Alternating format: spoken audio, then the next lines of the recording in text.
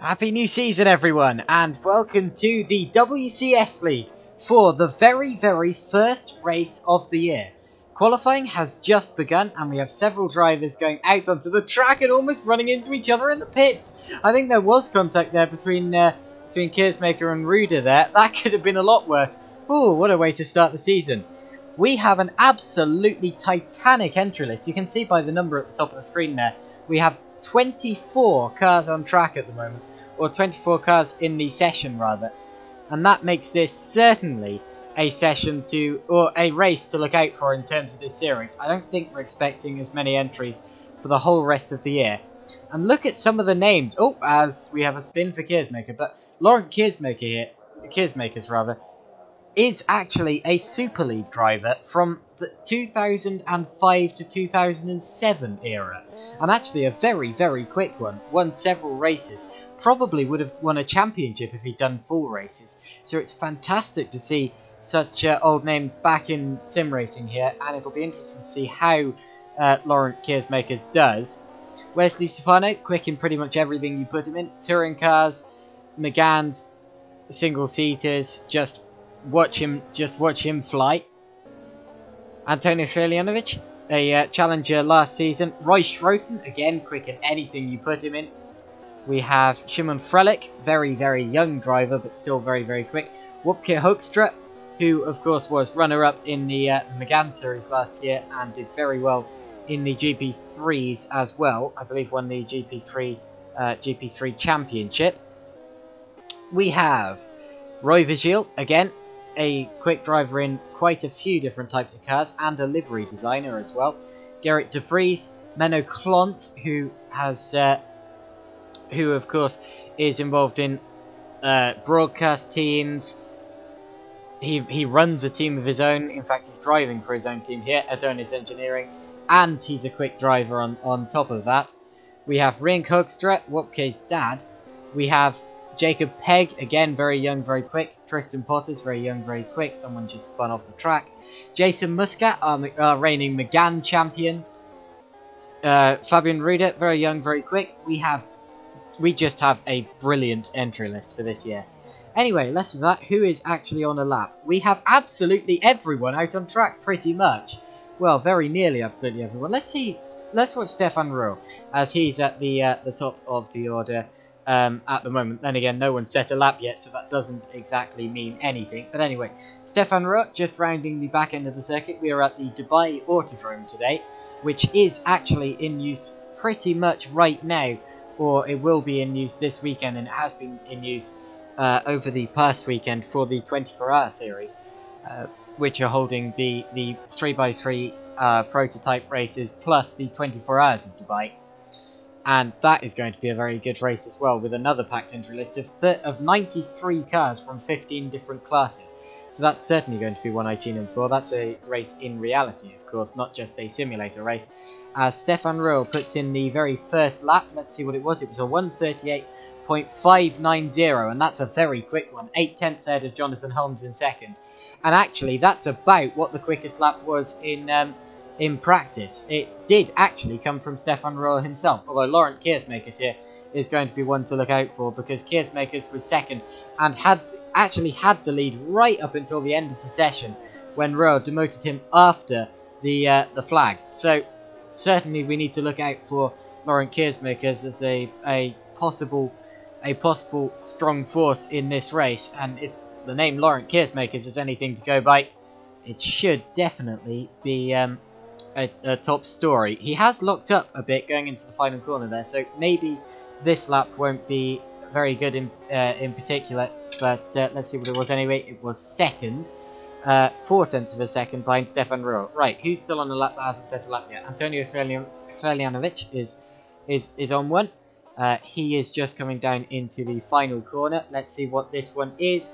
Accelerate it out. There we go. Drive it to the exit. Watch for the number. Actually, where's the finish line? Has he crossed it? He has, but for some reason that lap hasn't counted. Oh well, let's watch him on this lap. Let's do it from the onboard view so we can see what the driver will be seeing here, Antonio Srelianovic, as he round what would be the top of the track if you looked at most maps. Very difficult corners there, tightening apex. Accelerating out and into a slightly banked left-hander now, heading out onto the back straight. Down the back straight we go. Let's watch the speedometer on his steering wheel. These cars, of course, the A1 GP cars from, well, which were in use back in the mid to late 2000s. Very, very fast cars. Lot of mechanical grip with these slick tyres, as well as the aerodynamic grip from the front and rear wings, as you'd come to expect from a modern single-seater. Slight lock-up on the front right as we went through that right-hander there, but not too drastic. That won't have cost him much time. We can see Tristan Potters in the distance there. We're going into another set of banked corners here. We have a banked left-hander which leads into a banked right-hander. This corner here tightens and is very rewarding when you get it right. Now as we accelerate out, that was the penultimate corner, and we're just heading down towards the final corner. No such lock-up as we've seen a couple of people doing in this session. And as we accelerate out, where is that going to put him? It puts him 4th. So an okay lap there from Antonio Trelianovic. Always get that on the second try. To put him just behind Jonathan Holmes and just ahead of Wopke Hoekstra. Danny van der Neert is on a lap now. He's coming through the back sector of the track. I believe this is one of the Raceview.nl cars. It is one of the Raceview.nl cars. Of course, the other ones being Laurent Kiersmakers.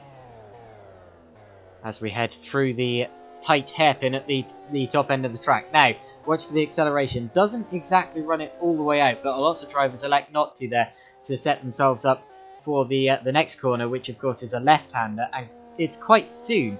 So it is difficult to get your car to exactly the place you want it. You almost wish you had a teleport machine halfway down the straight so you could sort of jump sideways across the track. Then again, if you had a teleport machine, you'd probably teleport straight to the finishing line, so my logic wasn't exactly flawless there. But of course, no one has a teleport machine, as futuristic as this simulator racing is. As Danny van der Neert exits the final corner now, where's this lap going to put him? 2nd! That's a quick lap there from Danny van der Neert, just behind Stefan Rowe. Oh, actually, it's quite a long way behind Stefan Rowe, actually, by half a second. Rowe is on an absolute charge now. So let's see the final driver yet to set a lap, which will be Patrick Kraus. Oh, very wide and very sideways gets Kraus at the first of the 2 banked corners towards the end of the lap there, and that could have been a lot worse, but he's kept it. That will ruin his lap a bit, as we see a lock-up just ahead of him. Who was that? That was Roy Schroten in the Racing Team Schroten car, bearing his own name, of course. Where does that put Patrick Kraus? It puts him... That hasn't registered, has it? Oh, we've also had another joinee of Theodoros Ezeroglu. Anyway, let's watch Patrick Kraus on his actual lap. He's gone off. Okay, now I don't know whether this lap will still be allowed to stick, because he has gone over the track limits, but he didn't exactly gain time from that if I was to be the judge of it. So, to be honest, I'd let that lap stick, but a lot of sim leagues have the attitude that if you go all 4 wheels off over the white line, that is an abandoned lap, because you have to set your lap within the track limit. So, to be honest, I can completely understand that, because you can't just make up your own track in racing. You have to stick to it. Although that did look like a very innocent mistake from Patrick Kraus there. He was actually being chased down on this lap by Rowan Hoekstra, who will be getting a nice old slipstream down that straight. There's Kraus goes off again. Ooh, so Kraus struggling. Oh, he's given up now. He's abandoned that lap. So that is that's just Kraus getting out of the way of the other drivers. Let's watch the front end of the field. Laurent Kiersmakers has demoted his teammate to 3rd position. So Kiersmakers has made his way past van der Neert now into 2nd place, but they're still behind Stefan Rowe. What's the gap? It's 0.4 of a second, almost half a second. So Rowe definitely a long way ahead. Now Kiersmakers has been he's run over the line there, and I don't know whether this lap will still be allowed to stick. Oh, big lockup! Even if it is allowed to stick, I don't think it'll be faster. He's gone over the line again. So Kiersmakers struggling on this lap a little bit, and oh, that's lag.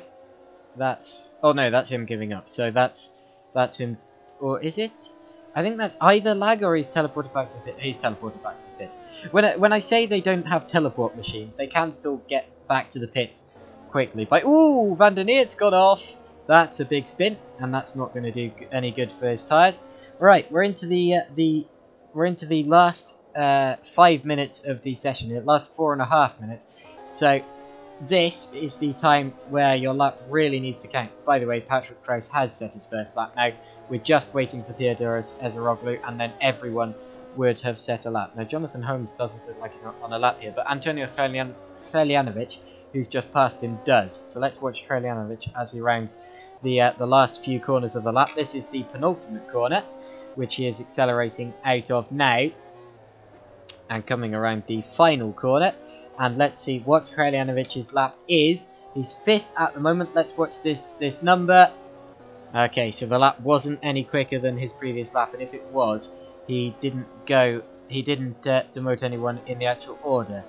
Now, has Lawrence Keersmaker started a new lap? I believe he is, judging by where he is on the track. He's got a bit of traffic ahead of him though. He's got one of the CM Tech cars plus Fabian Ruder, and he's given up on this lap as well, taking out the 50-meter marker board and has let Roland Hutt through. Seeing as Hutt's past him, where's Hutt? Let's go back to Roland Hutt and watch his lap. Hutt is 23rd at the moment, so he'll be wanting to improve on that position. Of course, points in this series go down to 15th place, so if you can get yourself into the top 15 to 18 drivers in qualifying, you're in a good position for points.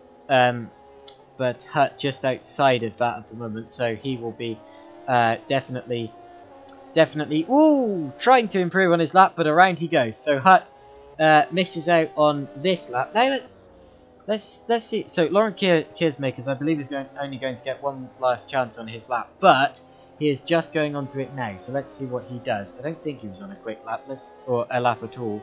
No, he wasn't. So let's watch Keersmaker as he goes for another attempt. Probably, well, he will get one more attempt if he makes it around before the checkered flag, which he will do at this time, but I don't know whether he'll decide to abandon that because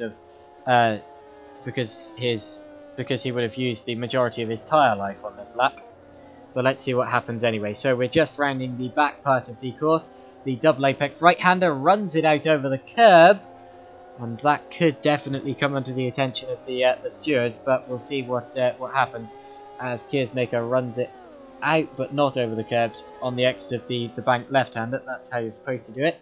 He's got a little bit of slipstream here from Ruder and Ring Hoekstra. Not really going to help him too much because they are a bit in the distance. Ooh, slight lock-up as he heads down into the hairpin, rather. That's going to definitely affect his lap, but I don't know whether he did that on his first lap either. Let's see what he can do nonetheless. Another lockup. He's properly rally styling it through here, as I believe Ring Hoekstra has teleported back to the pits because he entered the corner and didn't exit it. So I think he's gone back to the pits there. But anyway, we're watching Laurent Keersmaker as he goes around the penultimate corner, and then the real penultimate corner. And now down towards the final corner, and let's get the overlay up. He's actually been demoted as Jonathan Holmes has gone to 2nd. So Holmes is in 2nd. Now let's see if Keersmaker can take it back. No, he can't. So Keersmaker has to settle for 3rd for now, but he might get a chance to go on to another lap. Let's see what Holmes can do. Oh, messing up with the cameras. There we go. So we're on board with Holmes as he is on his final flying lap.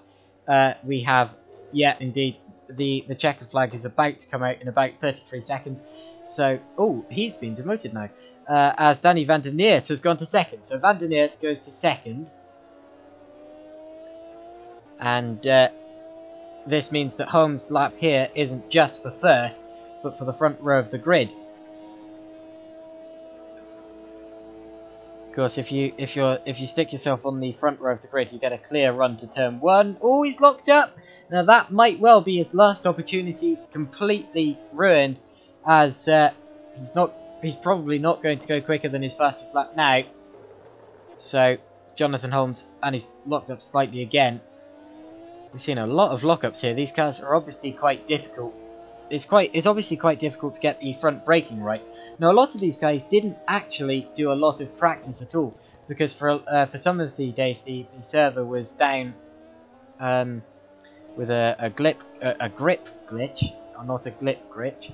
There was quite as it takes out the pit lane board, but Jonathan Holmes has given up on this timed lap. So let's see who is still on the lap. Real is, but he's already first. Of course, we've got Van der Neert second. The checker flag's already coming.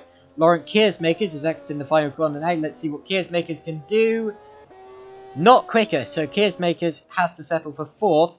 Wesley Stefano has just come across the line in 5th. Roy Schroten is going to be the next through in 9th position. Let's see what Schroten can do and if he can improve. It's a slightly cautious approach to the final corner, although he does run out over the line. He puts it up into 7th ahead of Shimon Frelich. Where's Menno Klon? Oh, Menno Klon is off the road, so that's not going to be a faster lap. Sven de Vries and Jason Muscat are the last two drivers on a faster lap. De Vries is ahead in the lap and on the time board so far. So he has 1 corner to go on this lap. He's in the 133s at the moment. And let's see what this lap is after all. Pumps the throttle a bit round the final corner. That's not the ideal corner he would have wanted, but... And he stays 13th. Now let's watch Jason Muscat as he rounds the final sector. He was obviously the last driver to go out and onto his lap. Breaking it into... Ooh, locks up slightly, as I'm expecting a lot of drivers to do that. It's very difficult when you have a tightening corner, especially when it's banked as well. He loses it! And around he goes. So that... He's very lucky to have kept it out of the wall there, but he won't care because that is his last opportunity over. And Jason Muscat will have to start from 14th on the grid. So that means that the order after this session is Stefan Ruhl on pole with a great lap. Danny van der Neert in 2nd. Jonathan Holmes in 3rd. Laurent Keersmakers in 4th. Wesley Stefano in 5th. Antonio Helinovic in 6th. Roy Schroten in 7th. Simon Frelich in 8th. So the 2 Racing Team Schroten cars in 7th and 8th. 9th is Wopke Hoekstra. 10th is Roy Vigil. 11th is Menno Klon. 12th is Dan Hutt.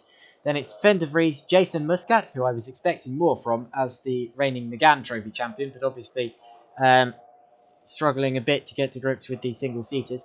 Gerrit de Vries, who, if this was a race, would take the last point-scoring position. Rink Hoekstra, Jarek Janate. And then I'm trying to go further back through the order, but I believe the session is... Oh, yeah. Oh, no, never mind. Fabian Ruder, Mark Fuller, Ryan Nash, Tristan Potters, Jacob Pegg, Patrick Trace, and Roland Hutt and Theodoros Ezeroglu. And also Eric Stanford, who I don't believe set a lap in qualifying. Indeed, he didn't. So Eric Stanford just joining after the quali. And well done to Stefan Ruhl for that pole position.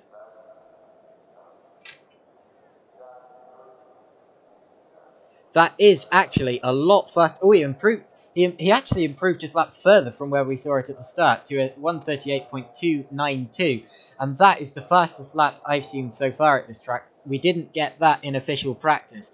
The fastest lap in official practice was in the 1:38.5s. So obviously the tension of quali has really boosted Stefan Ruhl to a first place position in qualifying. And that is pole for Stefan Ruhl. So, if you're joining us on the live stream today, feel free to leave a comment, and I will try to read out as many as I can. Looking at the live stream so far, we have a couple of people in. We've got Sia, we've got Christian S80, we have Insane Hing, Madis Nom, and Godona as well. So hello to all of you. Glad you could join. And we are about to get underway for the racing. So we're in warm up at the moment, as the drivers are just preparing to go out onto the warm up lap. Of course, this does not affect grid position. This is just a final chance to have a bit of a practice before the real event. Jason Muscat is the first out. Of course, the lap times from this will not be representative at all. I'll still be keeping an eye on what happens just in case a driver shows more pace than they showed in qualifying. Just to point out who will be a driver to look out for in the race, definitely. Although the race is a very different scenario with race setup, and a lot of the drivers will now be testing their race setup actually, just to make sure that they know exactly how the car is going to feel at the start of this race. Some guys will be doing practice starts in the pits or on the start-finish straight, and other guys will just be out here to get a few minutes of last-minute testing in. Of course, many drivers didn't test at all or much before this event, and I was speaking to quite a few drivers earlier who were saying that this weekend will be a case of damage limitation for them before they get time, because of course time was an issue with the Christmas holiday, before they get time to have a proper practice for the later events in this year. But for now, we have a strong grid. I'm glad to see that still 26 people turned up for this one. 26 people before the end of qualifying. Anyway, that's not to say that more people can't join before the actual race starts, as Muscat knocks the pit board flying and comes back into the pits, but possibly for some last minute setup changes. Let's watch Jarek Janate for a bit. We haven't seen Janate in the stream much today. Takes it a bit wide. It doesn't look like he's actually on a flying lap at the moment, but just getting used to. Yeah, he's just on a bit of an out lap at the moment. Who's pushing it? Mark Fuller. He's going onto a lap now. As you see, Tristan Potter's exiting the pit lane on the right hand side.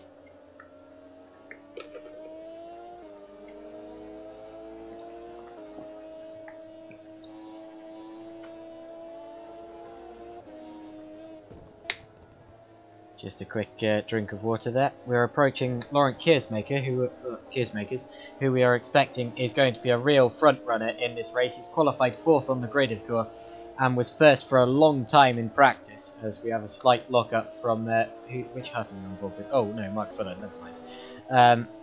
I forget my own name sometimes. But anyway, Kiersmaker's, of course, as I said before, an ex-Super League driver who probably could have won a championship. That's very sideways, and we do have a spun car there. That's Patrick Kraus. So Kraus was spun on the exit of the corner, and Fuller got very sideways, possibly in distraction. Actually, I don't think he could have seen Kraus yet. I think that was just locking up the brakes a bit hard. Of course, in the race, you have to be really careful with locking up the brakes, because if you lock up the brakes too early, it can really ruin your race, because you just lose time with that flat spot throughout the whole thing. And it can multiply as well, because if you brake, the tyre automatically wants to stop in the same place due to path of least resistance. And that can really cause it to grow and grow, and then the car gets less drivable and less drivable and slower. And that can be a lot worse.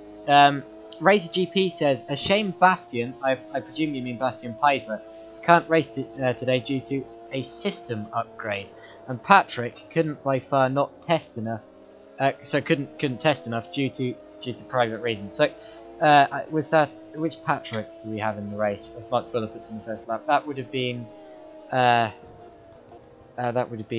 Patrick Kraus. So Kraus, who we just saw having that spin actually, and his teammate, who I presume is Bastian Peisler for the Racer GP squad. Obviously not really expecting much from their weekend today, but let's see what they can do nonetheless. Of course, there is always a chance in simulator racing or any racing to do better or to get a result, because racing is highly unpredictable, as we have seen in the past. Let's run on board with Patrick Kraus actually in this warm-up session, just to see how he's going here. We've heard that he's had very limited testing, as I've said, a lot of drivers have. And that's another reason why you should keep going, actually, because a lot of other drivers haven't had much testing. And some drivers, as recently as just before qualifying, didn't even know there wasn't a hard tyre compound. So obviously, quite a few people have not done a race stint, even if they've been hot lapping. And that means that even if some people are setting very fast laps in quali, you don't know how they're going to be in the race. And to be honest, I'm not expecting much from a lot of these drivers. So let's see what happens towards those final points positions. It's certainly going to be a close one. We might well see some drivers who haven't had much testing start the race really well because they've done a lot of quali laps, but then when they actually get to towards the end of the race, they've realised, or they'll realise they've been a bit too aggressive on the tyres, or possibly they've been a bit too conservative, and they still have a lot left, and they've just wasted a lot of time trying to conserve. So you never know. It's all about judgment in this, and really for those drivers, it's going to be the person who judges it the best gets the points. Whoa, Royce Bazil's had an off there, and just rejoins the track. We're following Jacob Pegg as well, up ahead. Now, correct me if I'm wrong, but I believe that the two youngest drivers in the field are Jacob Pegg and Shimon Frelich. Both very, very young, possibly younger than me. I think Menno Klomp was telling me that Shimon Frelich is younger than me. I don't know the exact age. Jacob Pegg as well, very young driver who I think made an outing in the ITC last year. As Roy Schroten goes through now, so Schroten just doing a bit of overtaking practice there on Patrick Kreis. And Schroten, of course, definitely one of those drivers to look out for in any series that he does. Ooh, big slide there from Patrick Kreis, well held. And he's 7th at this precise moment, but of course, these laps are not representative. You saw in quali that the fastest lap was a whole 2 seconds, 2.2 seconds faster than that. We've had a spin. Oh, right into the path. Oh dear, that's a painful one. Who just spun there?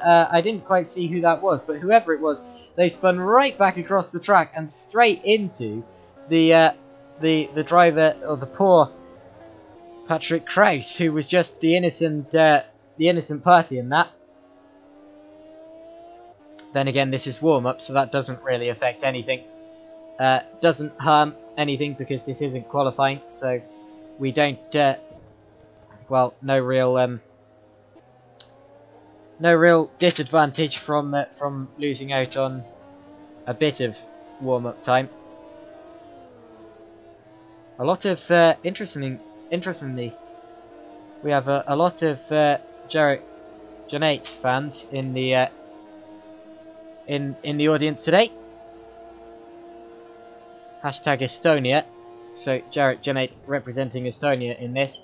Of course, Estonia's top driver at the moment is Risto Capit, who has just qualified very, very strongly with a first place for the Sim Racing Malta Championship, which will happen, or which will start on January the 19th. Very much looking forward to that one. And we're actually approaching Jarek Janate here. So Janate is just ahead of Laurent Keersmakers, who we're on board with now.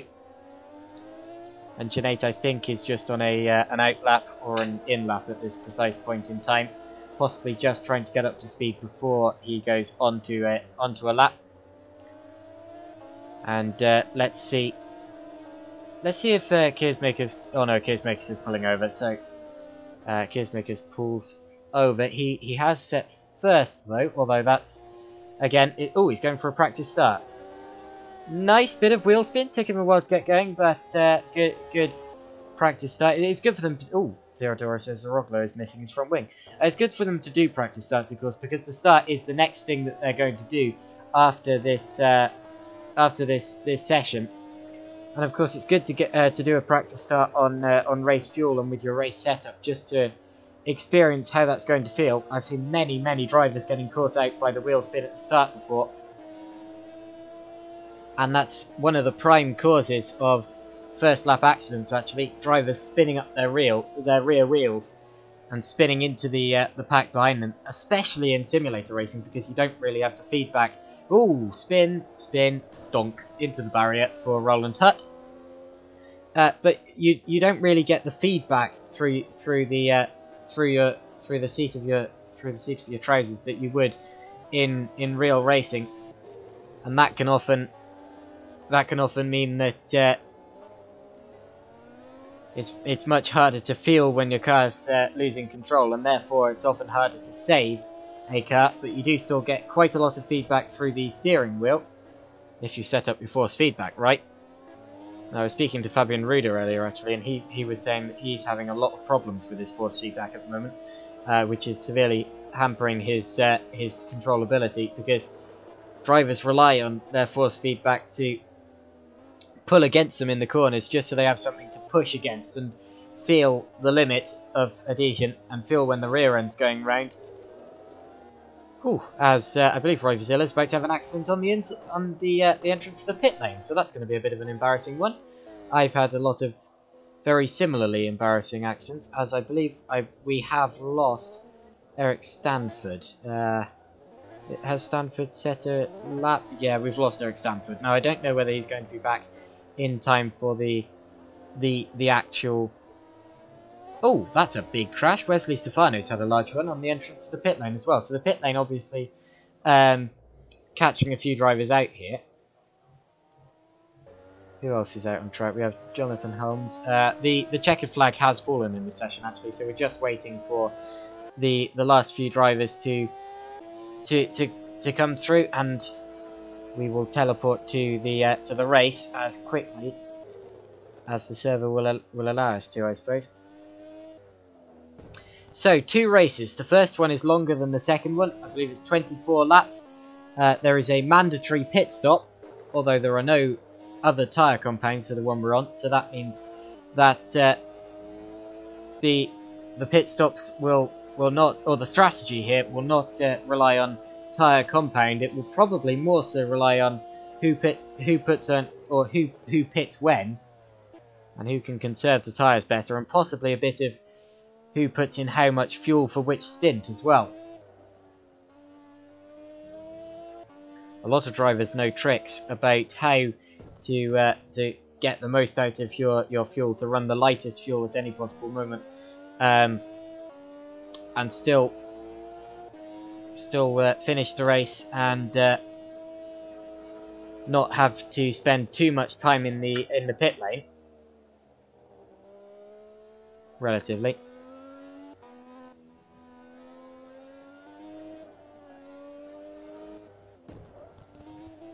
Just reading a few more of the comments. Racer GP's just elaborated on their comment before that one of their drivers, Bastian Peisler, is not here because of a system upgrade. They mean that it's a significant upgrade to ensure smoother racing, and that, of course, is very important for a simulator racer.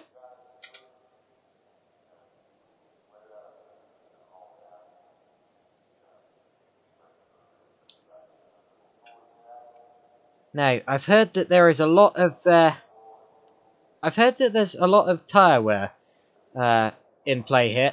These cars do bite through their tyres a lot. I think there was some drivers before this race spreading rumours that it was just 4 laps. I have seen drivers doing longer stints than that, and there is only one mandatory pit stop, so I'm not really expecting to see tyres going off that quickly. But still, it's a single-seater, so tyres will go off relatively quickly, and it will be down to who can conserve them the best and still go properly quickly as to who will do well in this race, as we're just waiting to go ahead to the formation lap and then onto the actual race.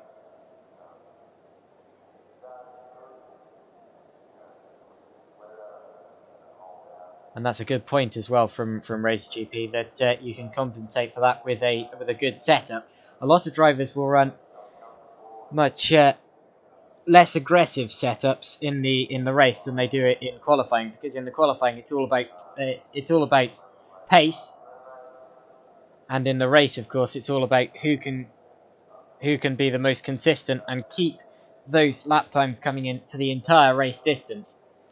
I was doing a practice race with someone the other day, and one driver was doing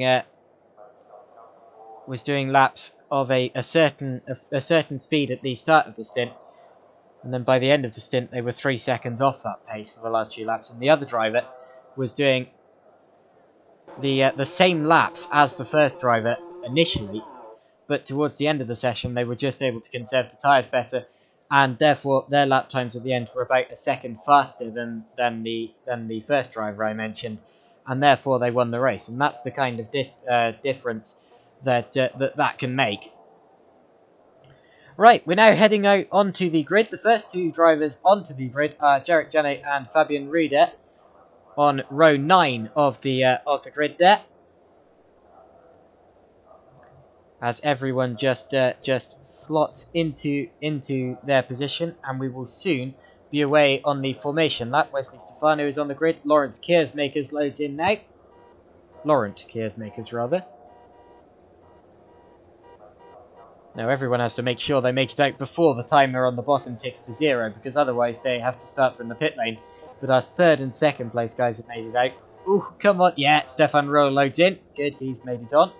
Has anyone not? So time has ticked to 0 now. Is anyone in the pits? We'll have to see. So Stefan Rowe leads us away. Danny van der Neert is in second. Excuse me for that.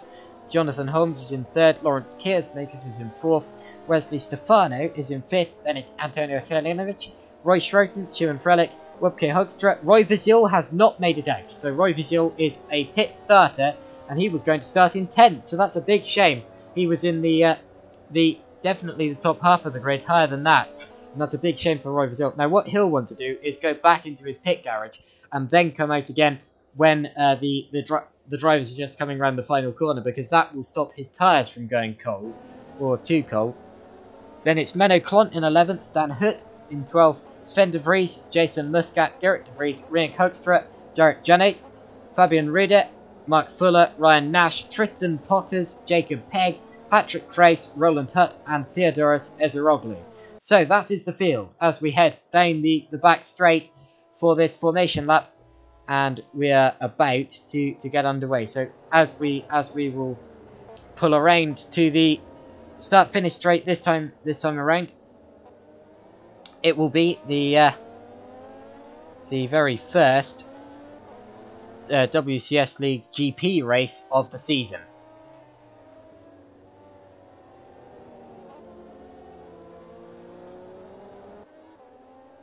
Now people are placing bets on a big first turn pile up, and I very much hope that's not the case. We have a question from Shadow Bounty 1, which is well, it's not really a question. It's I hope the Megans get streamed, which is more of a statement than a question. I hope so too. It won't be me if it is streamed, so I won't be the commentator because I am racing in the Megan Trophy. I believe that Menno Klont, if he's not, well, he's not racing because his team both has 2 separate drivers. So if Menno Klont is not busy with just being a team boss in that, then I think that he will be live streaming it. If not, we will try our best to find another streamer for that. But unfortunately, we can't promise anything. Although we will do our best to get you the Megan stream. It's going to be a very strong lineup this year, and I tell you what, very, very fun car to drive. Anyway, we're lining up on the grid now. We're just waiting for the last few drivers to pull into position. Theodoros Ezeroglu will bring up the field. He does so now. Watch for the lights at the front of the field. Here they come. No, they don't. Come on, lights. Where are you? There are drivers honking their horns here, but no starting lights. Is someone out of position? What's going on here? I don't see anyone out of position, but the starting lights aren't coming on. Are we going to have to go for an aborted start? Is there a lighting issue? What's going on here? Is it because there's a car in the pits? Has the game just got completely confused? Well, oh, I can hear them. Yeah, right, we're on. Okay, so here come the lights and go. Now that start may have affected some people with cold tyres as Van der Neet takes the lead. So Van der Neet takes the lead. It's a slow start from Rowe, and up into second place is Jonathan Holmes. So Holmes is right behind Van der Neet as we head down into turn 1. But it is Van der Neet, Danny Van der Neet, who leads through turn 1 and into the race lead. Has everyone made it through? No. Patrick Kraus and Fabian Ruder have gone around. So we've had 2 spinners in the pack as Roy Vizil meets the back end of the field, which is a shame. No one, I believe, has crashed yet, but we do have Van der Neet leading from Holmes. Stefano now ahead of Rowe. So pitiful start from Rolt there. Then it's Freljanovic, Keersmakers, Schroten, Klont, Frelik. De Vries has gone round and taken Wopke Hoekstra with him. Hoekstra recovers. De Vries is going to drop through the order. Does he rejoin safely? He will rejoin safely in 22nd position. So that's a big shame. But anyway, we are side by side for third, very nearly. That was just a differing line with Roel trying to show his nose to Wesley Stefano. Big lock up at the head of the field from Van der Neert, but gets the car through, still in the lead of the race as we head out and around the 3/4 of the lap mark on this first lap of the race. Holmes takes a differing line to Van der Neert there, again just showing himself to Van der Neert's mirrors. And Van der Neert is going to possibly have to go defensive down into turn 1 this time because Holmes will have the slipstream. So let's see if Holmes can capitalise on this. I don't know if he's quite close enough to actually launch a move. If there was a maybe longer straight, I'd consider it, but he does appear to be too far back here as Van der Neert keeps the car in first position, followed by Holmes, Stefano, Roel, Freljanovic, Frelik. Good start for Frelik. Then it's Hoekstra, who's still having an off. Hutt, Muscat, De Vries, Nash and Klont side by side, and Klont gets up into 11th place ahead of Nash. Then it's Peg, Potters, Vigil, Roel, Rink Hoekstra.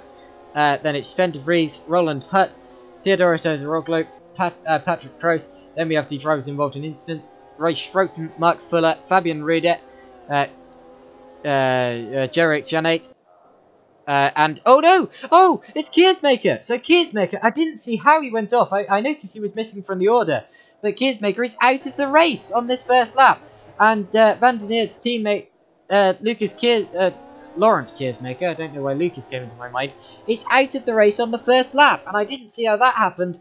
But that is a big blow, because Keersmaker qualified 4th, so he was right up the sharp end of the order. And that's a big shame for Keersmakers there, who is out of the race. Van der Neert now heading down towards the 2 banked corners. You saw the big brick wall on the left-hand side as Holmes is on the attack, but not quite close enough this time around to challenge Van der Neert. And all it is for Van der Neert at the moment is just to hold his nerve and keep driving exactly how he is.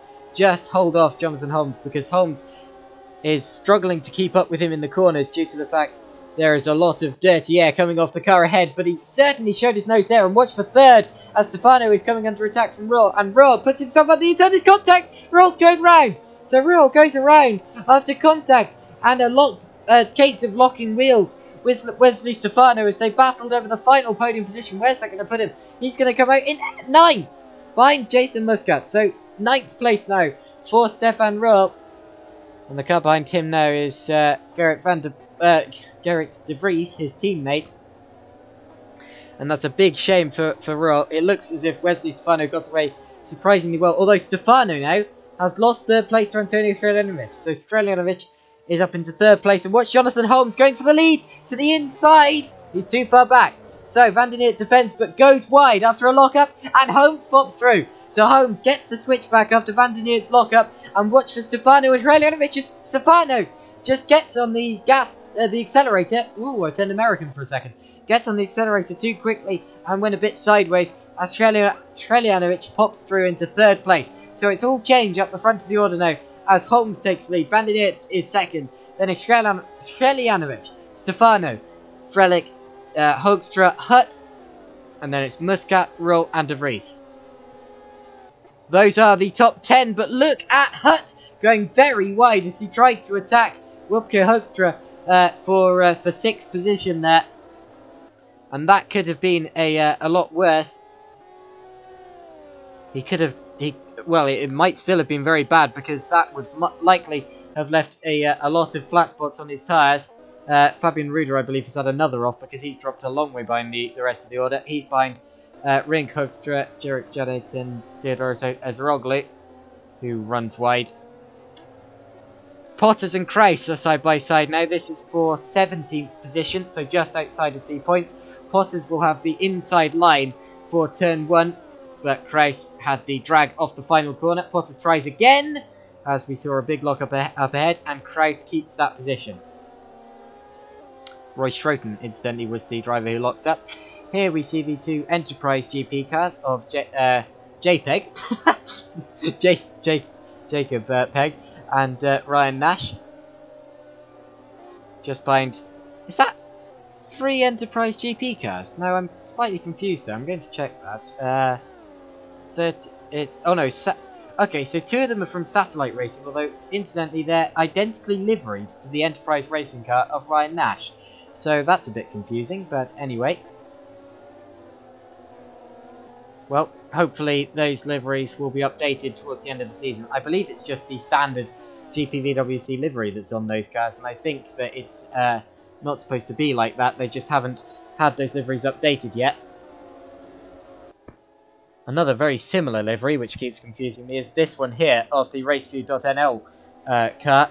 Danny van der Neert is driving, but that does have its own separate livery. You can tell by the lack of blue front nose. Front nose? There aren't any other noses. Front nose section. Yeah, just nose section. Now, what team's Shreljanovich racing for? Because he is also in that livery. Shreljanovich is in Enterprise GP, so he's actually the other Enterprise GP car. That's confusing. We have two teams with exactly the same livery in this, and I hope that's not too confusing for you, the audience. But apologies about that. We're watching Danny van der Neert chasing Jonathan Holmes here for the lead of the race, as Holmes runs slightly wide. Van der Neert will try to get into the slipstream as we head down this back straight, but he won't quite have the pace to catch Holmes down here. The gap only 0.7 of a second through the last split, and these two are really building out a buffer from third place Antonio Shreljanovich, who locks up ahead of Wesley Stefano. Now, still a relatively clean race. I don't want to put a curse on that, but only one retirement so far, as Pegg and Nash very nearly... Yep, they do go side by side as Nash locks up again. So Pegg puts himself up the inside and gets on the accelerator too quickly, just as we saw Wesley Stefano doing. This is... Oh, but Nash has gone off. This is over the last point position of 15th position, and Nash is trying to hold off Pegg, but is possibly pushing it a bit too hard, as we've seen lockups and slight offs from Nash so far in this defence. But he keeps it for now. Clont and De Vries getting rather close, as well as Rill begins his charge back through the order. Let's watch him attack Jason Muscat. He might well have a go into turn 1 here. Yeah, he's close enough. He makes a dive, although he's not quite alongside Muscat as we head into turn 1. So Muscat keeps that'll be 7th position for the time being.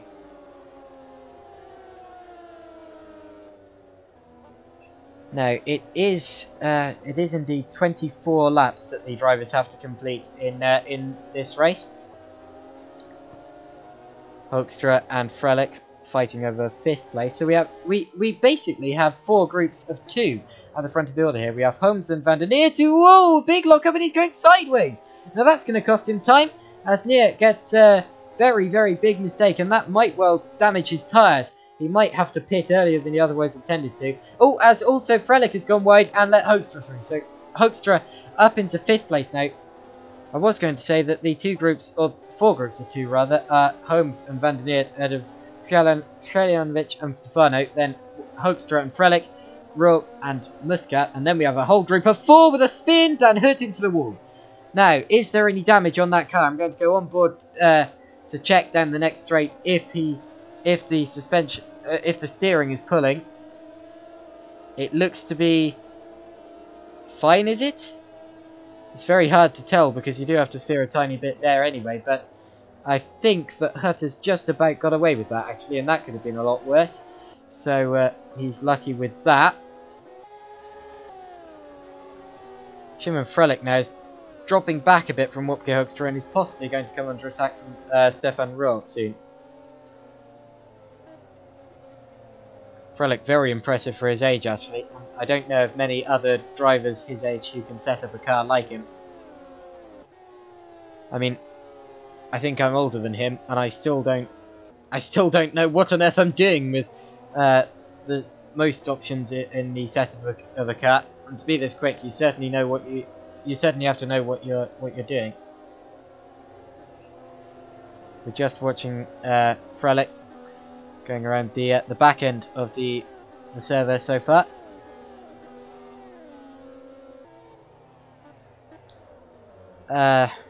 Hello to Matthew Williams watching the stream. He was Shadow Bounty 1. So Matthew Williams tuning in. Of course, he is a regular driver, also in the Megané trophy, and to be honest, the driver I'm going to pick for the championship this year, as Ruel makes his way past Simon Frelick there. So Ruel demotes Frelick for 6th position. And Muscat now is on the attack as well, as Frelick gets a bad run out of the hairpin.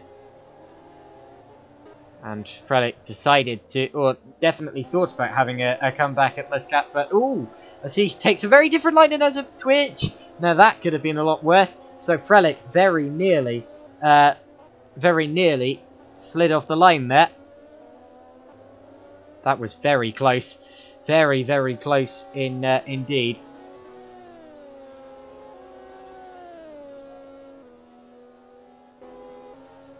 Anyway, at the front of the order, still the battle for third rages between Krajanovic and Stefano. Those two very, very close, as are the leading duo of Jonathan Holmes and Danny van der Neert. And if Holmes makes a singular mistake, van der Neert is going to be right on him here. So Holmes cannot afford to slip up anywhere at all. And van der Neert will be right on him if he does, and he's already right on him. Of course, it's very hard to follow the car in front in a single-seater because of all the aerodynamic drag generated, or aerodynamic grip, and therefore the amount of turbulent air generated through the corners, from the diffuser, from the wings, even from the wheels spinning. They create individual vortexes of their own, and of course they're completely exposed in these single-seaters, open-wheel single-seaters, of course, so they can definitely cause some real problems for the car behind, and to actually make an overtake is quite difficult. That's why single-seaters are definitely seen as the strategist cars, because you have to be very strategical to do well in a championship. Strategy definitely comes into play, and we're still waiting for the first of the stoppers, actually. I sort of expected we'd get some by now, because we're over 30% of the way through the race. We're actually approaching the first of the lapped cars. It'll be Theodoros Ezeroglu now, who I believe has had an off, because actually both of these guys, Hoekstra and Ezeroglu, has dropped behind Ruda since last time we saw the back end of the order. So Hoekstra and Ezeroglu, who were quite a long way ahead of Ruda, actually might well have made some kind of mistake. Talking of mistakes, Holmes had it. Ooh, Ezeroglu's off. So Ezeroglu is off, and I believe he clouted the barrier. Does get it going without getting clobbered by anyone else, so that's good, but Ezeroglu has had another off, and that's really not going to be good for his tyres. Now, anyone who's had a spin will probably be considering pitting earlier than they otherwise would be doing, because, of course, those tyres are going to be absolutely shattered, and they're going to have massive flat spots on them from all of the sideways motion of sliding along in the spin, and actually clouting the wall might not help either. We don't know what kind of damage Ezeroglu has, or indeed Dan Hut, who we saw attacking the wall earlier on. So let's hope there's not too much damage. I'm actually going to go ahead to Ezeroglu's car and see if there is any as he locks up. Let's see. It all appears to be driving relatively straight, so that's good to see. As we go back to the front end of the order. And Hoekstra now has come under attack from Ruel. So Ruel, of course, who is obviously on the charge after his spin earlier on, after his collision with Wesley Stefano, definitely wanting to get back through the order, has a look at Wopke Hoekstra, who goes very wide here, and Ruel might make it. So Ruel pops it up the inside and gets up into 5th position now. Ruel back into the top 5, although Hoekstra might well have another attack here down into turn 1, because Ruel won't have set himself up brilliantly for that corner. for that straight rather, but he won't have set up Hoekstra well either. But anyway, Rol has properly got 5th position now. So it's Holmes, Van der Neert, Stefano Treljanovic, Rol, Hoekstra, Frelick, Vigil, De Vries and Klont. Those are the top 10. Who is that moving slowly? That's Jason Muscat. And it looks as if I just saw smoke coming out the back. Indeed I did. So that is a mechanical failure for Jason Muscat. It might well be that he's just set the... maybe put in too much... too small of a radiator. It might just have been that the car's completely overheated. He's trying to coast it along, but I don't see what good that's going to achieve, because he is definitely not going anywhere. There was black smoke coming out the back end of his car, and that is Jason Muscat's race run. So the reigning Megané Trophy champion is out of the race. Also, Ryan Nash was taking a bit of a weird line there. I think he may have had a bit of a wiggle coming out the final corner, but he's kept it together, which is good. What's the gap at the front of the order? It is 9/10 of a second. So still, this gap has not come out to a second for the whole time I've been watching it. It is so close, and it could definitely go either way, because one mistake from Jonathan Holmes could get Danny van der Neert through, as I keep saying. And of course we've got the pit strategy, or the pit stages, coming up very shortly. So we'll see if van der Neert can... possibly get past him using the undercut or the overcut. And that will be interesting. Definitely interesting to bit of a lockup, and I was actually looking away at that moment. I think it looked bigger than it actually was. But definitely a bit of a hairy moment. It looked to me as if he was going slightly sideways. No, he wasn't. But anyway.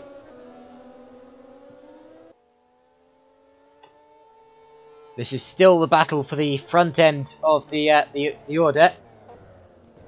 And we have a lockup from Holmes. So these tyres definitely starting to go off for these two, as we're seeing more and more lockups. Not that there weren't enough at the start of the session from pretty much everyone in the field. Because these cars, of course, are very, very difficult to drive. A real handful.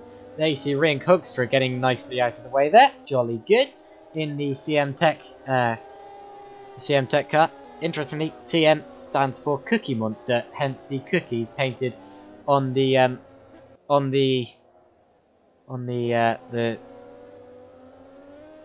oh, big slide, big spin for Theodoros Ezeroglu. He's really struggling to get to grips with this car. Incidentally, the word I was looking for about the cookies is the I've forgotten it already. Well, it's the back end of the air intake, isn't it? I was initially going to say dorsal fin or shark fin, but there isn't really too much for shark fins in this car, so it's more of just the back end of the roll hoop. Ryan Nash is one of... Oh, he's missing a wheel. No, he isn't. That was just my game lagging, and I couldn't see it. So we've had a couple of pit stoppers. I also saw Wesley Stefano in the pits there, and that has put... Oh, Rol's demoted Treljanovic. That's happened on the track. So Rol has got himself ahead of Treljanovic for what would effectively be 4th position, and Wesley Stefano has pitted from 3rd. So Stefano has been into the pit lane. And who just went off? I'm sure I think that was a back marker getting out of the way. There you see Stefano. For now, he's rejoining in 10th position. But everyone else in the top 9, of course, still has to make a pit stop. So that's not the effective position. Now, which of our two front runners will be the first will be the first to pit? I wouldn't be surprised if we saw van der Neert pitting first to try and get the undercut on Jonathan Holmes. Of course, the undercut is when you pit earlier and therefore get on the fresher tyre earlier. It does mean you have to spend longer on that set of tyres and therefore pay the price later on in the race. But at the start of the stint, at least, you can get ahead of the other car. And it's all about the crucial track position here. They're both in on the same lap. So Holmes and van der Neert are both in on the same lap of the race here. And that, I believe, will put Stefan Rol up into 3rd position. No, he's pitting as well. Is everyone? Yeah, Treljanovic is also coming through in 4th position. He's in the pits. Wopke Hoekstra might well lead the race temporarily. So Hoekstra is just exiting the final corner now. And I think that the pit stops do take a while in this, so Hoekstra does indeed take the lead of the race temporarily. I say temporarily because these drivers are, of course, yet to stop. Holmes still comes out in second, actually, so he's built up enough of a gap to come out in, or to pit and then still come out in second. Van der Neert is still in, or is in third place, and then Roy Vazil is the next of the drivers who is yet to stop. As Stefan Roll and Antonio Jelenovic escape from the pits. Gerrit de Vries I don't think is pitted yet. Frelick has, Klont has, as has Sven de Vries. Jacob Pegg I don't think is pitted yet. He's just going through for a brief moment in the higher positions that he possibly should be in, but still. Now, will Wopke Hoekstra pit this time around? Incidentally, Holmes has made it out ahead of Van der Neert as we expected he would. And it's Wopke Hoekstra leading the field around temporarily. But of course he will pit on a lap very shortly, possibly even this lap, to see, or to get in his mandatory pit stop. So let's see where he comes out after this.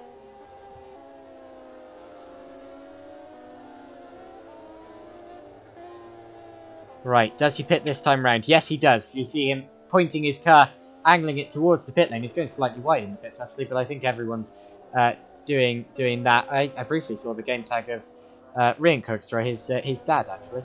It's unusual, you see drivers picking up sim racing from their children. It's normally the other way around, and it's good to see that happening. Rian Hoekstra, of course, very much enjoying his racing, and it's very good that we have him on the field, making a very diverse field in terms of age, nationality, all sorts. Anyone who wants to... That's the great thing about sim racing. You don't necessarily have to be too rich or too famous. Anyone who wants to race can race, and that is what I love about it. Now, Jonathan Holmes was held up a bit by Ryan Nash as he tried to demote him. Let's see if Van der Neert does exactly the same thing. I believe the gap has come out since they're in the pits. It has indeed. It's come out to over a second for the very first time. But let's see what sort of gap we have after they've both demoted Ryan Nash, and who is actually close on track after those pit stops. So Wopke Hoekstra, of course, is yet to go through his first sector behind Trelianovic because he has just come out of the pit lane. Roy Vazil, I believe, also pitched on that lap due to judging by the glitchy lap counter, or gap counter rather. Kreis and Potters are both in the pits as well, and almost side by side in the pits as they exit that. Also, apologies, I haven't got it in full screen. Normally we have a dedicated cameraman. Sadly, one couldn't make it today, so that means that you're stuck with me. So I'm going to have to do that so I can check the gap. For now, I only have one monitor. I will be getting another very shortly, so those problems will be completely solved. As Roy Schroten is a bit laggy here and is pulling off the road. What's happening? Oh, he's overheating. So his engine, you see the white smoke coming out behind the car. I believe that it looked as if it cut out as he braked for the hairpin. Now that happens sometimes. If you switch down too many gears at a time, the car completely conks out, and that is a DNF for Roy Schroten there. As Gerrit de Vries is one of the last drivers to pit from 7th position. But Roy Schroten, that's a big shame, he's out of the race and is our third retirement. And that was a weird one, actually, because normally if you see a driver shifting down too fast and taking themselves out of the race that way, it normally causes a bit of a fire. And we didn't see that in this case. It looked like there was a bit of white smoke up the back of the car, but I was wondering whether that was just from locking up. So I'm slightly confused as to why Hoekstra was out of the race there, but hopefully we will be able to find out. Not Hoekstra, Schroten is out of the race there, and hopefully we will be able to find out later on, possibly in the interviews, possibly through the YouTube chat or even Discord chat, why that has happened. But it's a big shame nonetheless, as Wopke Hoekstra here is thoroughly catching Antonio Trelianovic. So Trelianovic dropping back into the clutches now of Wopke Hoekstra, is definitely looking closer than he was earlier. And this could definitely be a battle that is soon to change. So let's see what happens there.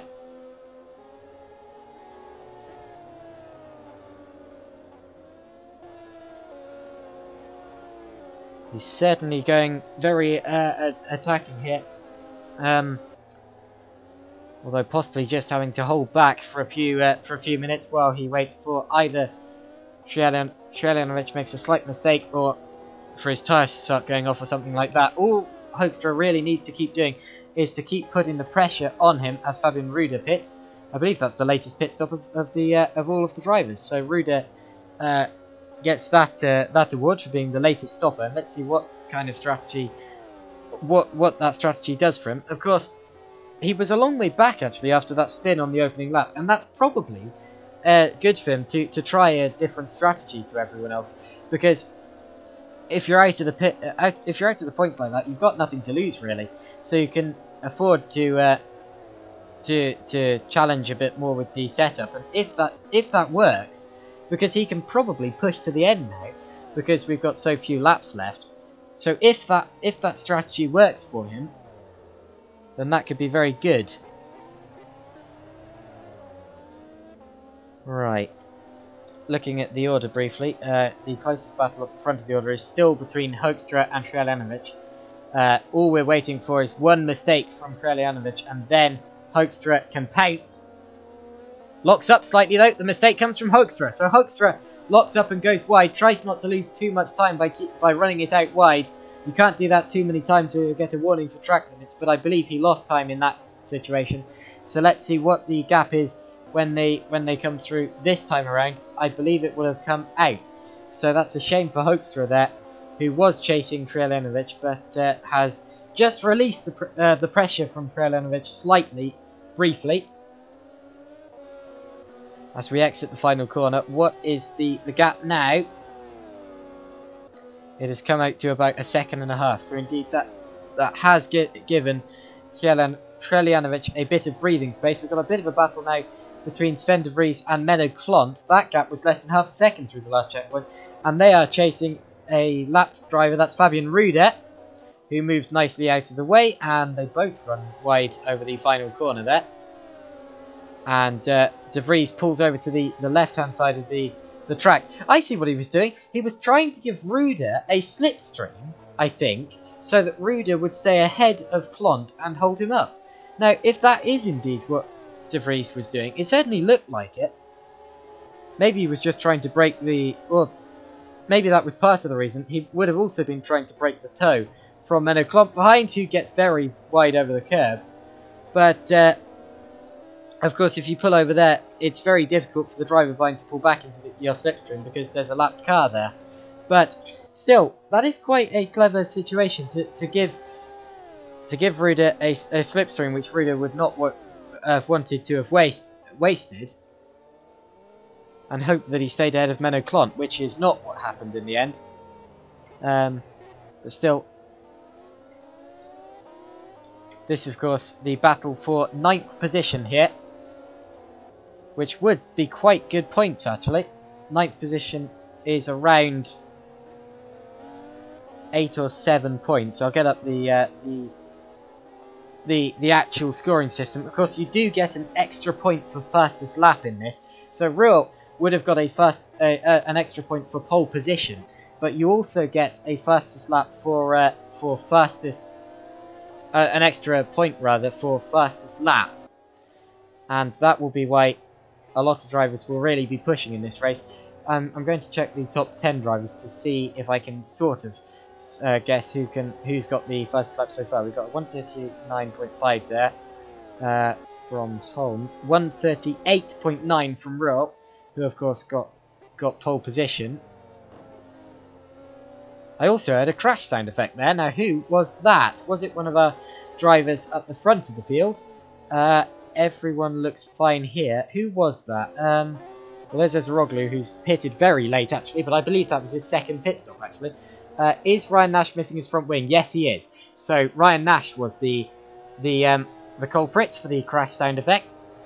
And I didn't see how that happened, and I don't have a replay camera, unfortunately, but Nash, unfortunately, is missing a rather important part of his car. Of course, he would have lost all sorts of grip and downforce from the front of his car there, and that will be very, very bad for him. As we're about 77% through this race now.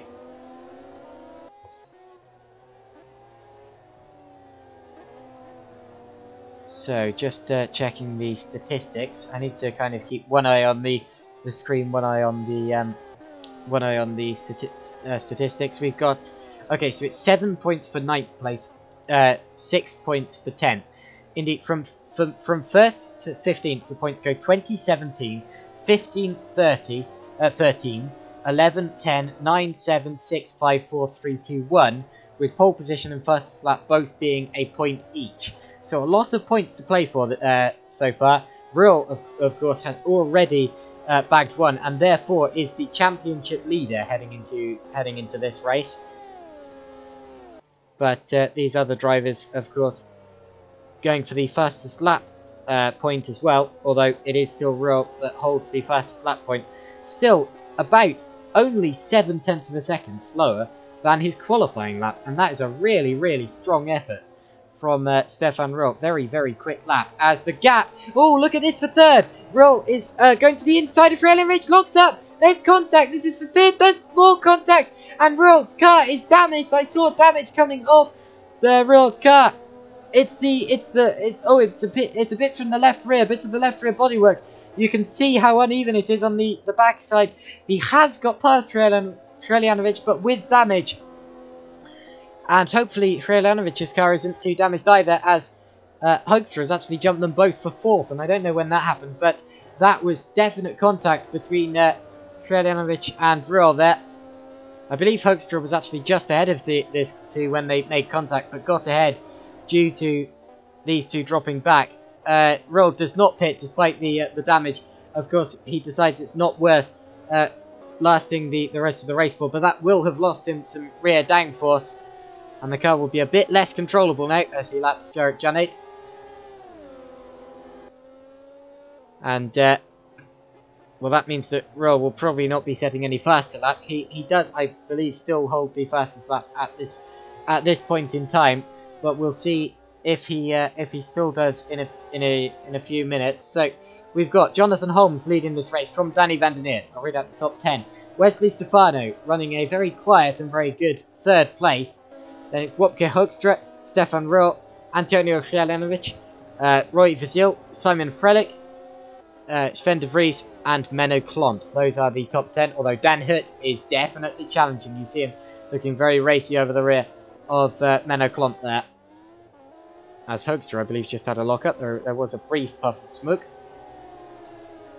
And who is close on track? We are still close. Oh, in fact, we're side by side for 6th as Hreljanvich gets demoted by Roy Vasil. And Vasil was quite a way behind Hreljanvich before. So has Hreljanvich got damage here after his contact with Stefan Ruhl?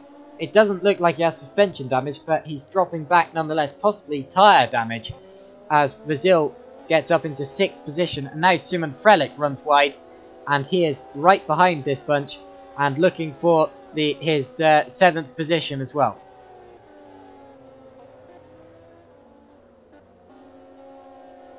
So Hreljanvich definitely under attack now from Simon Frelich. He is really dropping back in these last few laps. Oh, he's spun! Oh dear, he's going to hit the wall! That's a shunt! Keeps his front wing, but he pits anyway. I don't think he thinks he's got his front wing.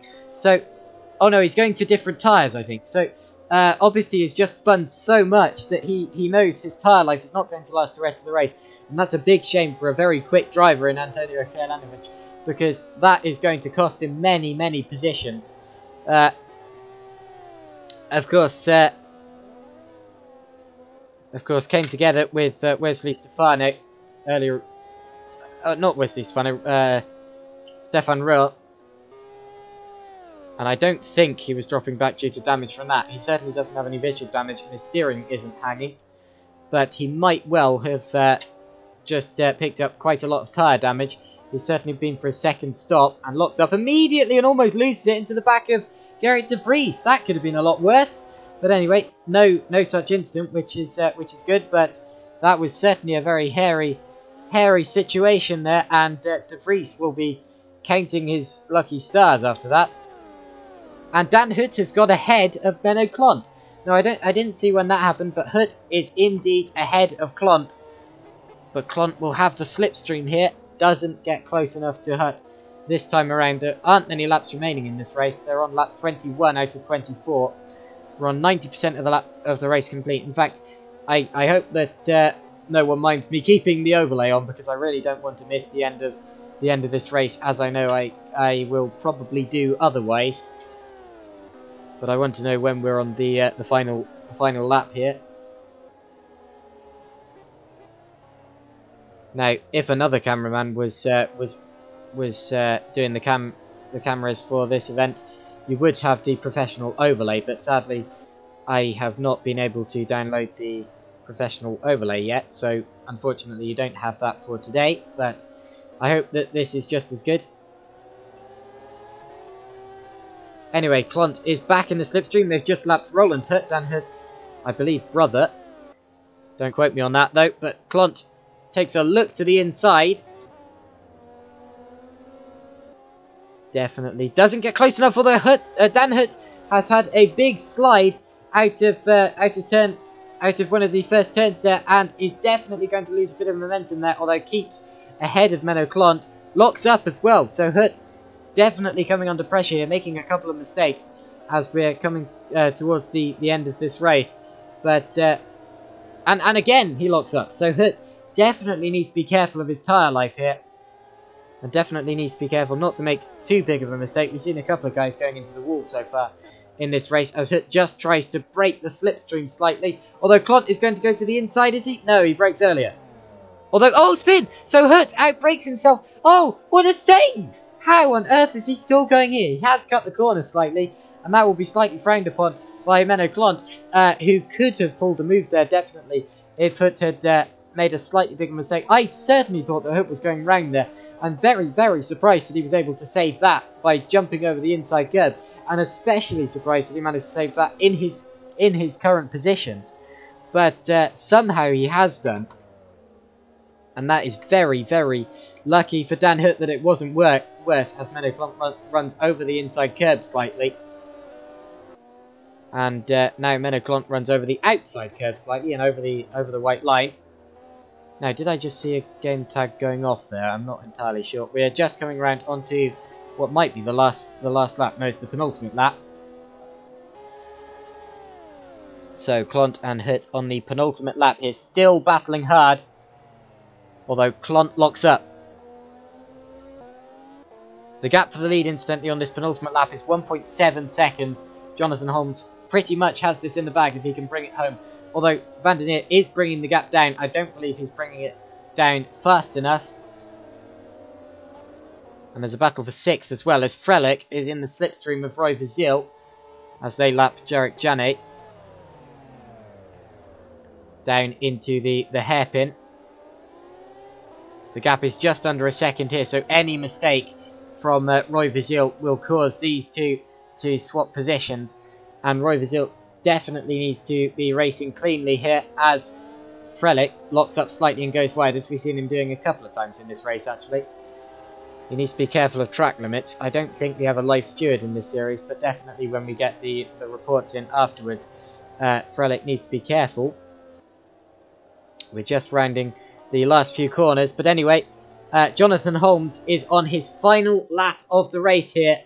We have about 99% of the race completed. He's coming towards the last sector,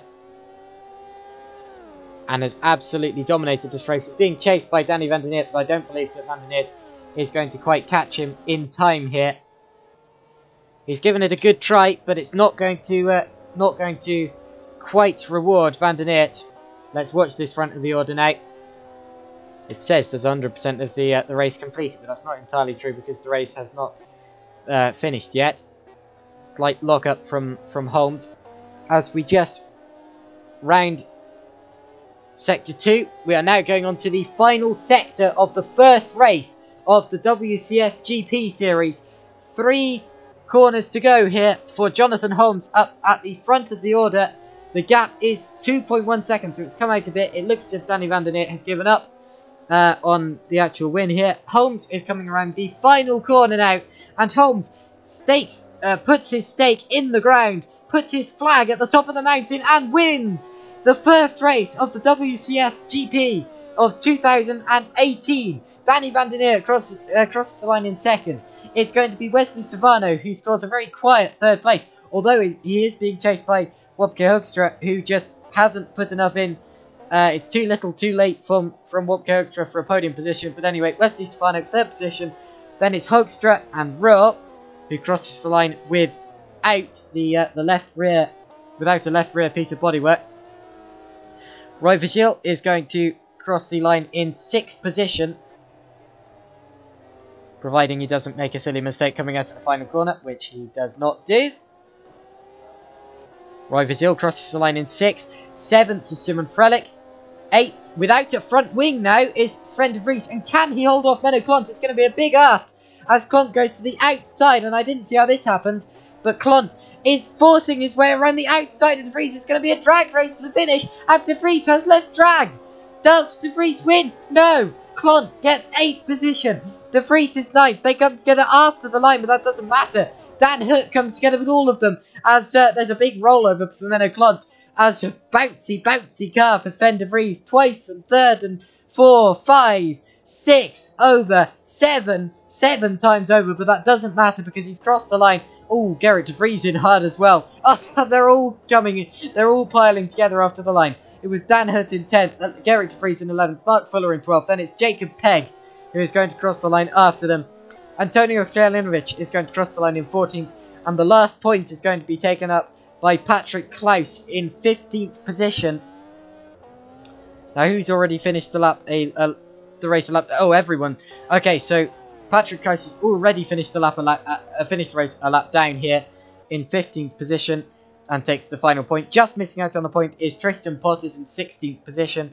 Jarek Janet is in 17th position, the very popular Estonian driver. Then it's Renk Hoekstra, Roland Hutt, Fabian Ruder, Theodoros Ezeroglu, who I believe crossed the line without a front wing. And then it's Ryan Nash, who I think was involved in the pile-up after the finish line. Roy Schroten, Jason Muscat. These two, of course, retired. So it was Schroten and Muscat, retirees. And then Laurent Keersmakers, who unfortunately was taken out on the very first lap of the race. And I'm still not entirely sure of how that happened. Anyway, I'm going to have a quick break. Well done to Jonathan Holmes for the win. And after the quick break, we will be back for race 2.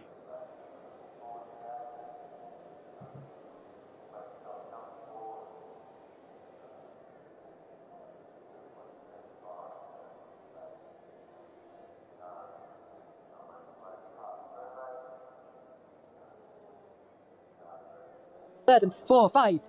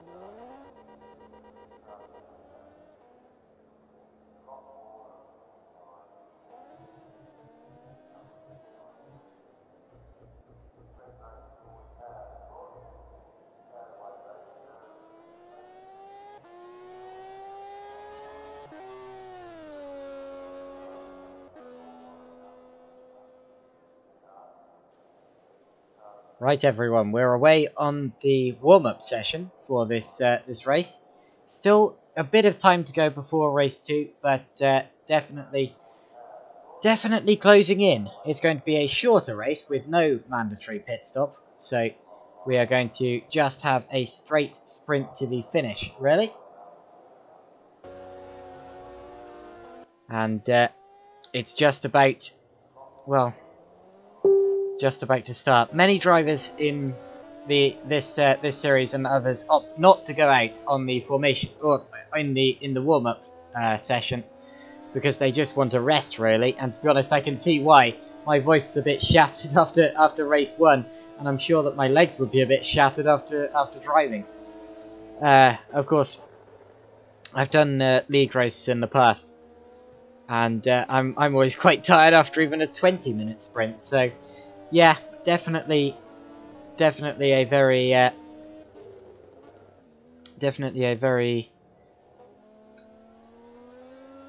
unattended session. Not many drivers go out in warm-up, but anyway, we're on board at the moment with one driver who is going out, which is Megané. And Clont, of course, said before the live stream that he might pop in before the start of the race for a quick interview. I don't think he's going to do that now, seeing as he's in the car. Of course, he did that last series with the GP3 racing at Hungary. Actually sat in the commentary box for quite a lot of that weekend because he unfortunately was taken out of both races quite early on. Talking of being taken out of races, quite a few drivers after this were complaining of back markers getting in their way and possibly hitting them. For example, Antonio Krajanovic was quite annoyed at one back marker who he said was the cause of his damage, which caused his late race drop off in pace. He didn't name any names, but apparently one driver did hit him towards the end of the race, and that explains why he went from so far up, possible podium, to 14th position. Also, Stefan Ruhl said that when he was running in third, an AI backmarker, or not AI backmarker, I don't know why I said that, a backmarker hit him in the side, and it was, I believe, I can't remember who it was who admitted to that, but someone admitted to that and said that they were having screen issues. So there is definitely a bit of luck to getting past slower drivers, although it is the slower driver's responsibility to get out of the way, of course. I mean, if you're having screen issues, there's not really much that you can do about it, but in other cases there were quite a few drivers complaining about the slower drivers. Is that Shimon Frelich who set it off? I think it is. I think Frelich was parked miles off the track there, but never you mind. Who can we switch? Roy Schroten is out on track at the moment. Had a bit of a disappointing race one, actually. We didn't really see much of Roy Schroten. He was running about the 10th position spot throughout the race. Not exactly what you consider Roy Schroten pace, but then again, one thing I was reminded of over the break was that there are drop scores coming into play, which means that a driver can drop their 2 worst scores in a series, and that means that if you do terribly at this first round but do really well for the rest of the season, it doesn't really matter that you did quite badly here. And really, it does give these drivers that slight bit more margin for error, but still, you need to be the most consistent driver to win a championship, and that's what these guys are all aiming to do. So, just less than 30 seconds left before checkered flag in this warm-up session. Then we will be waiting for the drivers to finish their laps and then get around to the pit lane before we will get them all onto the starting grid for race 2. It is a reverse grid for race 2, and the reverse grid position will be drawn from a random number generator, so it will be anywhere from 10th position to 15th position, and that will mean, for example, if 15 was drawn, the top 15 cars would be reversed, meaning that the winner of race 1 would have to start in 15th position, and the person who started in 15th, or finished 15th rather, after race 1, would have to start in first. I say would have to start in first. They'd be thrilled to. Actually, I think it's 6th to 10th in this because we have slightly higher ranked single seaters. I've seen 15th place draws before, but I think it might be 10th in this. 10th at max, that is. Well, we'll have to see.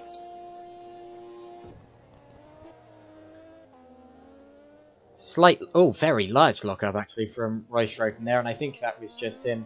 No, that wasn't him giving up on that lap. That was just literally him going straight on. So that's a bit of a drastic lockup there, but never mind. And teleports back to the pits now. We have not many drivers. I don't think this. Oh yeah, Menoklont's still. Oh no, he's teleporting back to the pits. Roy Vizil just completing, or actually just. Well, he's not going to get to complete a lap because that's that. And he was the last driver actually on track. So that is the end of that warm-up session. Incidentally, the fastest driver on track out of the 4 who set laps was Megané. But of course, that does not really mean anything, as only 4 drivers actually set laps and they weren't properly pushing for it anyway. This is just a little practice session to give the drivers something to do before the next session.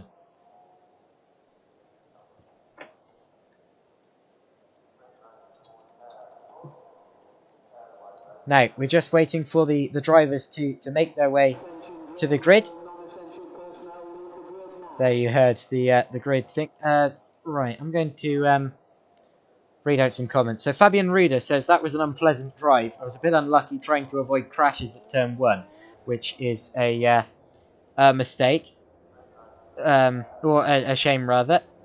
And he missed his pit box. Oh, dear. And he spun twice. Okay, so that race was obviously not the best for Fabian Ruder there, which is a shame. The Enterprise GP team boss says, I love it when my drivers get bullied. Obviously a bit of sarcasm involved there.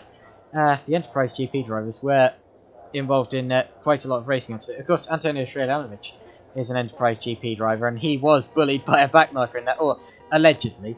Of course, we didn't see it, so I can't judge it. But he said he was, and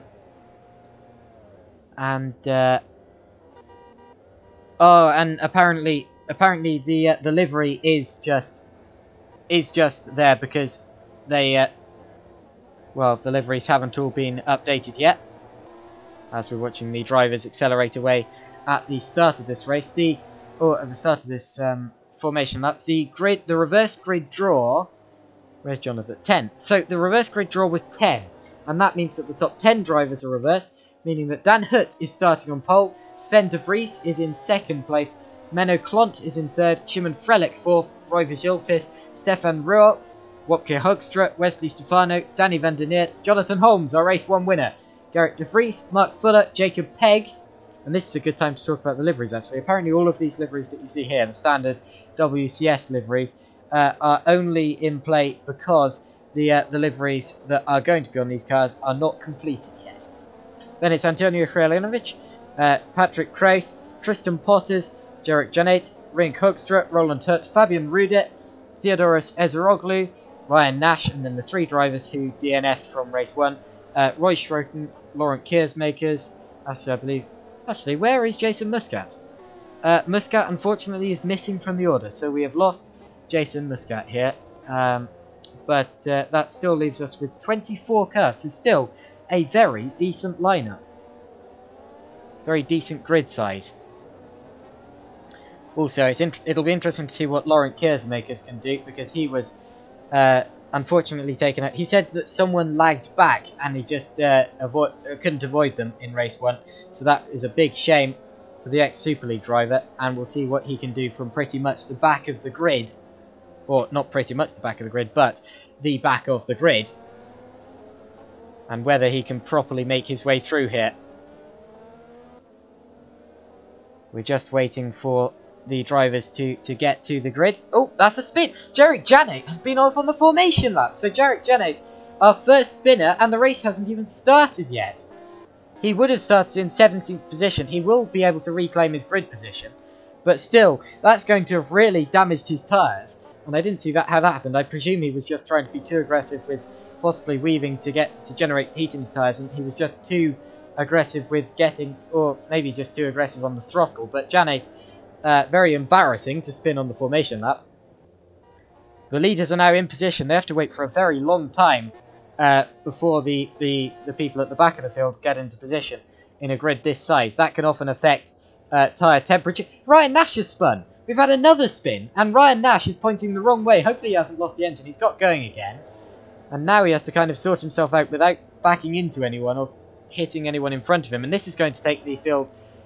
I wonder if this is actually what happened in race 1. I didn't see anyone spin in race 1, but it did take a long time for the field to get sorted out. Right, now Nash has made it into position, and we can wait for the lights to come on. So it's Hutt, followed by De Vries. Watch for the lights. Here they come. Go, they're out, and it's a slow start for De Vries. Hutt gets a very good start, and it's Dan Hutt who leads away. De Vries is coming under attack from Megané Klont, who goes to the outside, and Klont does not get second place because actually it's now Shimon Frelick who's more in contention for it on the inside. However, Hutt keeps the lead from De Vries and Klont as we head through turn 1. Is everyone through safely? No, that's a spinner. I have a bad feeling that was Fabian Ruder. Oh, it's Tristan Potters. So Tristan Potters is our first spinner, as Dan Hutt leads us around from De Vries. Oh, slide from Hutt, but it's still Hutt, De Vries, Klont, Frelick, Stefano, Vigil, Hoekstra, Holmes, Van der Neert, and Shrelianovic. Hoekstra and Holmes are side by side for 7th, though Holmes is trying to go around the outside, although Hoekstra keeps it. Now, as we head down the back straight, for the first time, De Vries is pulling to the inside to try to break the slipstream with Megané Klont behind him. Klont goes to the outside, outbrakes himself, locks up slightly, and has to settle the third. Who's that in 4th now? It's Wesley Stefano making up good progress from Frelick and Vigil. Vigil gets the switchback and gets past Frelick. But Frelick still has the inside, and will he keep the move? He locks up slightly, doesn't go into the side of Vigil like I feared. Vigil runs out wide slightly, and Frelick keeps the place. Now, Dan Hutt is still leading us round, but De Vries is not going to give it up as Hutt locks up slightly, and actually De Vries goes wide now, and Klont gets up the inside. That'll turn quickly into the outside as Klont has a slight twitch and now runs out and over the curb as he keeps the outside for the final corner, but that gives De Vries the shorter line, of course, and De Vries keeps second. Whoa, big slide for Klont. Oh, he holds it. Very good save, but that's going to have cost him time and possibly a chance to attack for second. In fact, oh, contact. Oh, that was close. As Stefano pops to the inside and gets into 3rd position, and that could have been more contact, and that was almost a replay of the race 1 incident between Stefano and Ruel. But luckily, no such drama here. Unfortunately, we have lost Jarek Janet. So Jarek Janet is our first retirement from this race. Patrick Kreis is our second. Theodora Cesaroglu is our third. So there's been a big pile-up somewhere. Roy Schroten is also off the road. Ryan Nash is in the pits. He, I believe, was missing his front wing. Tristan Potts is in the pits. We saw him having an incident early on. Fabian Ruder has dropped behind the order. He's probably had an incident. Roland Hutt as well as Laurent Kiersmakers. There's obviously been a large pile-up on the first lap that we missed while we were watching the front of the order. And Jonathan Holmes is slowing. Jonathan Holmes is slowing. That's the championship leader in trouble on this opening lap. He's lost places to Pegg and Fuller. He's still going, but has he got an engine issue here? Oh, he's up to speed again. I wonder if he maybe just had a big slide coming out of the corner before that and lost all sorts of momentum. He's actually challenging for Jacob Pegg now and gets up into 13th position. So Holmes back up into 13th position, but that could be drama from the championship leader because he was right up the order as Vigil and Frelick go side by side, and Vigil is up to 5th now, up the inside of Frelick. And that means that the front of the order is Hutt, De Vries, Stefano, Klont, Vigil, Frelick, Hoekstra, Van der Neert, Shrelianovic, and Ruel. Ruel now up the inside of Shrelianovic, touches him slightly, and now gets the run. Although Shrelianovic gets the better run out of the final corner. We also have a move going on for 5th position as Frelick pokes to the inside of Vigil. But Vigil locks up and keeps the outside, which will turn into the inside. Frelick goes very sideways, but keeps 6th position, doesn't lose out to Hoekstra just yet. And it's still close for the lead. The gap as they came round that time around was 0.4 of a second. Also, we have lost Roy Schroepen after we saw him sliding about off the road after that first lap. So a very bad start to this opening race with 4 retirements on this opening lap and 1 car in Jason Muscat not even starting the race. Big shame there, as Sven de Vries is now in the slipstream of Dan Hurt, heading down towards the hairpin. Hurt locks up, and will de Vries be able to get underneath him? No, Hurt didn't quite make a big enough mistake for de Vries to get the switchback, as we saw from Holmes and was it Shreljanovich in race 1, which allowed Holmes to get the lead of the race. Also, talking of Holmes, I'm quickly going to check that Holmes hasn't lost more places. Indeed, he hasn't. He's gained 1 on Mark Fuller, so it's good to see that he certainly didn't have a big problem. He certainly had. He was certainly slow out of the corner going onto the back straight before, well, on the last lap. But luckily, it appears that there isn't any damage, at least none noticeable anyway. Now, what will de Vries do about Dan Hurt this time around? They are both being chased by Wesley Stefano, who is on course for a double podium so far and might well be the championship leader if they finish like this. Of course, there is no point for pole position in this race, seeing as pole position is almost entirely luck. It's drawn from a hat between the drivers from 6th to 10th position in the last race, and that means that you don't actually have to do much to get pole position for this, and that means that there's no point giving a point away for that. But there is still a point being given away for fastest lap, which I believe went to Stefan Rill in the last round. Now, at the end of this, we'll have to quickly work out who is the championship leader. It's going to be quite difficult, seeing as the order will be quite jumbled up. At the moment, I believe it would be Wesley Stefano. Talking to Stefano, Stefano goes to the inside for second, but has to back out of it. He knows that he's not quite close enough as we head down towards the hairpin this time around, and has to settle for third for now. But that could well change very, very quickly as the race goes on. Of course, de Vries himself. Looking like he wants to attack Dan Hurt for the lead of the race. He certainly got close last time around as they headed down into the hairpin. Although this battling, of course, between Stefano and de Vries is allowing Hurt to get away slightly, because, of course, every differing line that Stefano and de Vries have to take here is 1 corner lost to Dan Hurt, pretty much. One corner's worth of speed, rather. And that means that Hurt will very much be hoping that de Vries and Stefano battle for as long as they possibly can here to give Hurt the best possible. Someone's coming out of the pits there, and I have a bad feeling. Oh, it's Ryan Nash, so it wasn't Shreljanovich like it was in race 1, but still a shame for Ryan Nash. I believe he was involved in an accident on the first lap as well, so that's a shame for him. And there is Shreljanovich, in fact, running in 7th position. Right, we're back with this battle at the top end of the order between Hurt, de Vries and Stefano. Any of these three could take the lead very shortly. And will anyone be able to attack this time round coming down into the hairpin? I don't believe they will be able to. Ooh, lockups from both of the top 2 guys there. And Stefano gets the overlap with de Vries, just basically showing him he's there. And gets another overlap to the outside of the next corner. They're going side by side for 2 corners in a row. 3. He does get the switch back again. So this could be a real chance here from Wesley Stefano. He tucks straight back into the slipstream. And he is going to launch an attack, will he? To the inside, to the outside. Tries to drag his way around the outside as Sven de Vries. He's going to go for another switchback. Definitely knows the importance of the switchback, does Wesley Stefano. But this is a great defence from Sven de Vries, putting his car exactly where Stefano can't get him. As we've had a lock-up for the leader into the final corner there, Dan Hurt.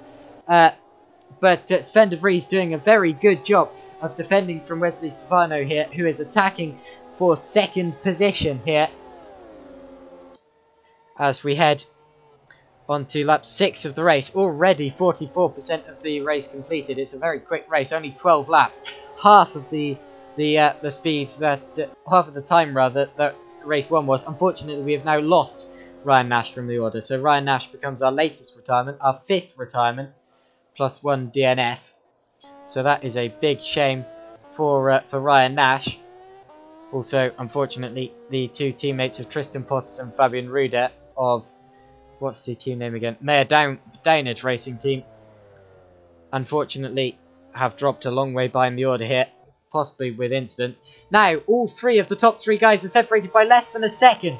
This could change in any way that it wants to, as De Vries goes slightly wide. This is where Stefano got himself alongside last lap, although De Vries doesn't quite allow it this time around. It appears that Hutt is not able to get away, so these 2 are probably quicker than Hutt over a race distance, but it appears that De Vries and Stefano just can't, or De Vries just can't be allowed to attack Hutt here because he's too busy defending from Stefano, and that's the issue of this. He's in a real attack or be attacked situation here because Hutt is backing him into Stefano. Stefano is pushing him forwards, and he is the absolute sandwich in the middle of these 2 here, and it could change in any... Oh, spin! No! Big slide from Dan Hutt, and that's going to set him up really badly for this straight as he runs wide and now crashes! That's a bad one as Hutt hits the wall, and he's now got the whole rest of the lap to get around without a front wing as we're going side by side for first place. Stefano has the inside line for turn 1 as De Vries tries to run it around the outside and keeps it. Does he? No, Stefano keeps the inside line, and Stefano goes from 3rd position to 1st in the space of just 4 or 5 corners. And that has completely knackered my voice. I'm going to take a drink quickly before I permanently damage my vocal cords. What a race this is.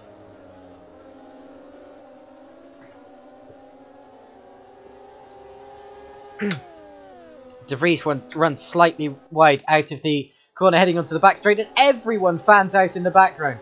That was quite an amazing sight actually, as we still got an entire chain of cars behind it. Hoekstra is challenging Klont for 4th position.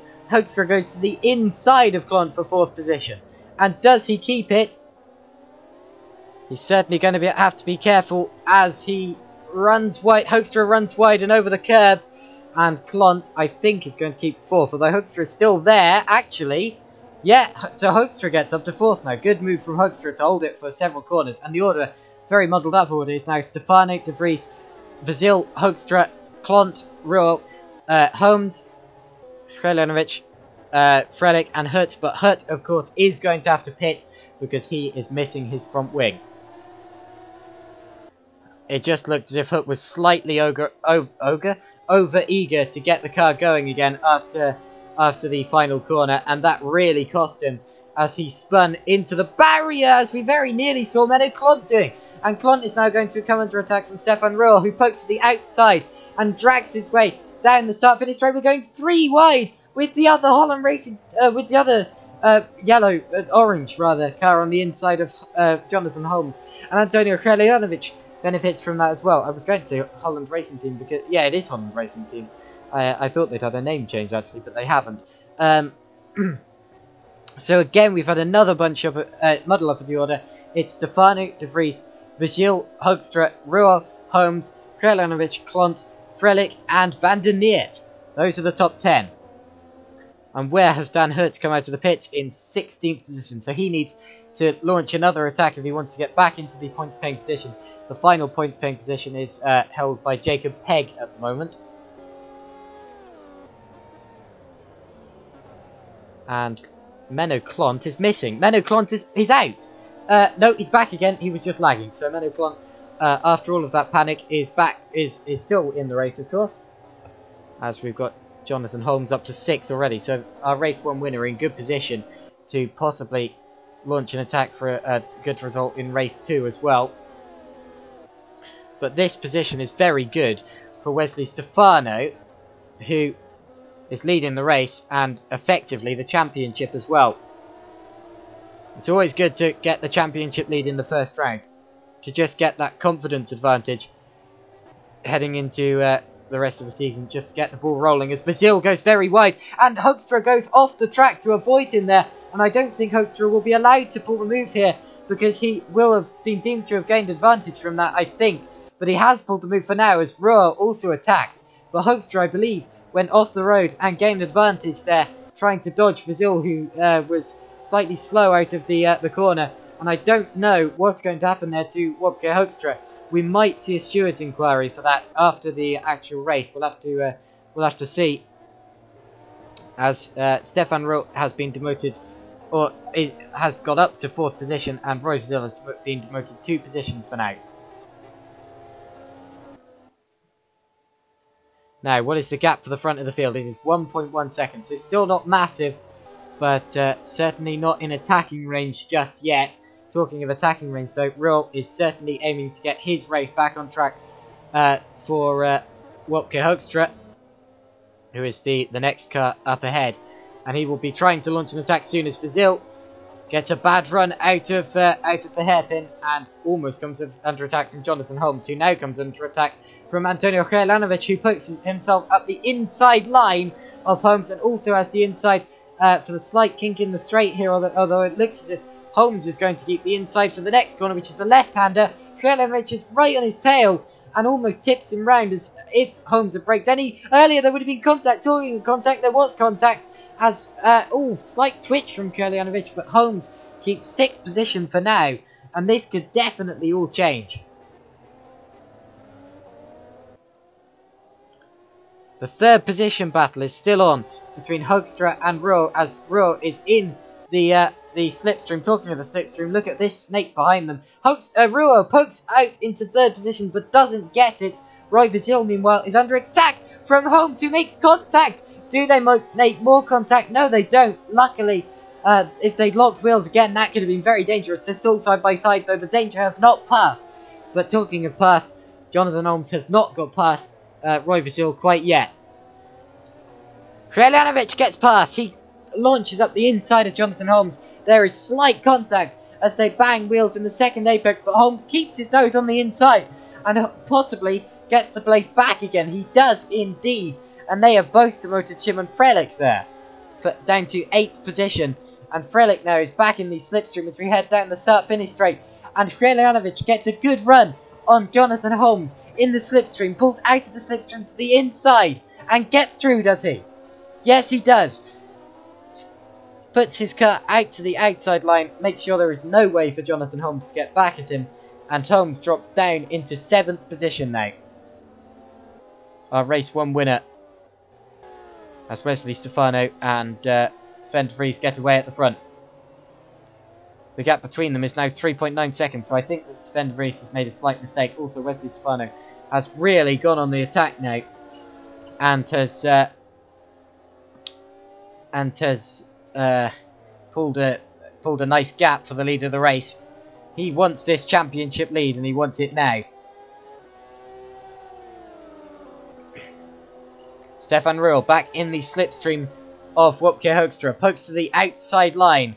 He tried the inside last lap but wasn't quite close enough. It's a difficult corner to pass at because it's so fast. Taken in a relatively high gear.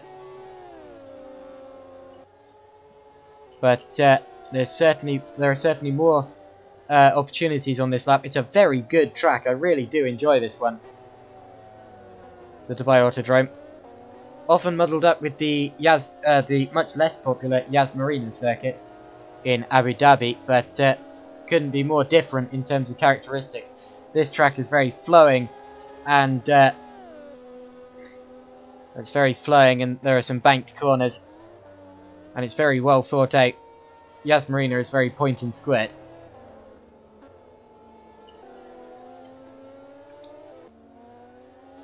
Stefano locks up in the lead, but he is indeed still getting away. Here is the battle for 3rd position.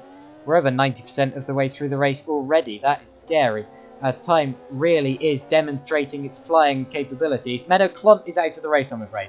Now, I didn't see how that happened, but unfortunately he has our 6th retirement from this race. So a very, very unclean race, I'm afraid. And that is a big shame, because we like to see as many cars finishing in the race as we possibly can, and sadly this is not being showcased here today, with one car not even starting the race. As Roll looks up and spins, does he? He holds it! Oh, he almost does a perfect corner still! He almost manages to keep a normal corner, despite the fact it looked as if he was going to go around, and he might well get 3rd position here. because he's got a very good run on Wopke Hoekstra for that. Doesn't get third position. Hoekstra holds it for turn 1. But that could certainly have given Wopke Hoekstra a big advantage, as Rill could well have spun it around, but somehow held it, and held it very well. Now, if he'd been driving a touring car there, I would have said that it would have been unholdable, but because we're in a single-seater, it's very difficult to actually get the car back once it starts to lose control. You have all the grip until you have none of the grip, and that's the difficulty with racing single-seaters, and that is why that save was so impressive there. I think still one of the best saves I've seen so far this weekend has been from Menno Klont at the start of this race, although unfortunately that's all come to nothing, as Klont is out of the race now anyway. But anyway, Wesley Stefano, we are on the final lap here. Has actually been reeled in a bit by Sven de Vries here, but de Vries is not going to be able to catch him in time, providing Stefano doesn't make any silly mistakes here. 4 corners to go. We are in the final sector of this race weekend. I say weekend, it's very much a Wednesday, but you know what I mean. Group of races. Out of the final corner we come now with Wesley Stefano, and he is going to take the checkered flag and probably the championship lead as well. Stefano crosses the line there, and he wins it from Sven de Vries. Dominant race victory. Wopke Hoekstra is going to be in 3rd place, followed by Stefan Rill. Jonathan Holmes will come home in 5th after he won race 1. Still a decent performance from him this weekend. Roy Vigil is 6th. Antonio Jelenovic is 7th. 8th is Simon Frelich. 9th is Laurent Kiersmakers. And that was from a weekend that promised so much more for him. Then it's Danny van der Neert, Gerrit de Vries, Mark Fuller, who is going to cross the line in 12th there.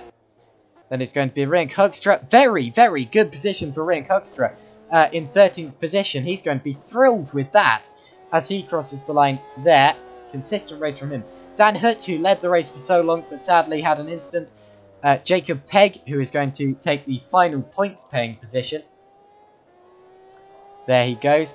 And then 16th and just out of the points is going to be Roland Hutt. Now, who is a lap down? Fabian Ruder is the only lapped car. He has finished the race already. So we're just waiting for Roland Hutt and Tristan Potters on this, the lead lap of the race. Roland Hutt is just coming around the final corner now. Of course, this is not for points paying positions. We are just waiting for the last few finishes. Hutt is across the line now. Tristan Potters is going to cross the line in 17th now. And then, of course, we had Fabian Ruder finishing in 18th position. And then we had the DNFs of Menno Klont, Ryan Nash, Roy Schroten, Theodoros Ezeroglu, Patrick Kreis. His name is Patrick, yeah it is.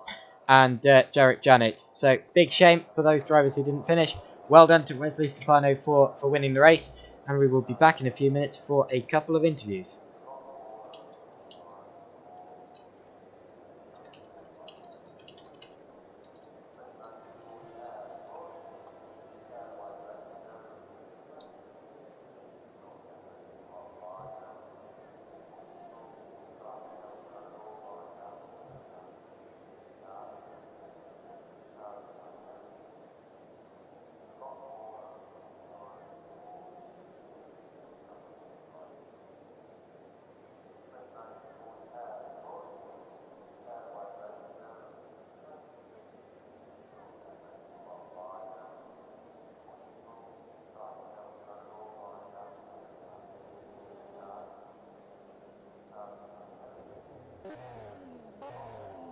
User was moved to your channel. Hello.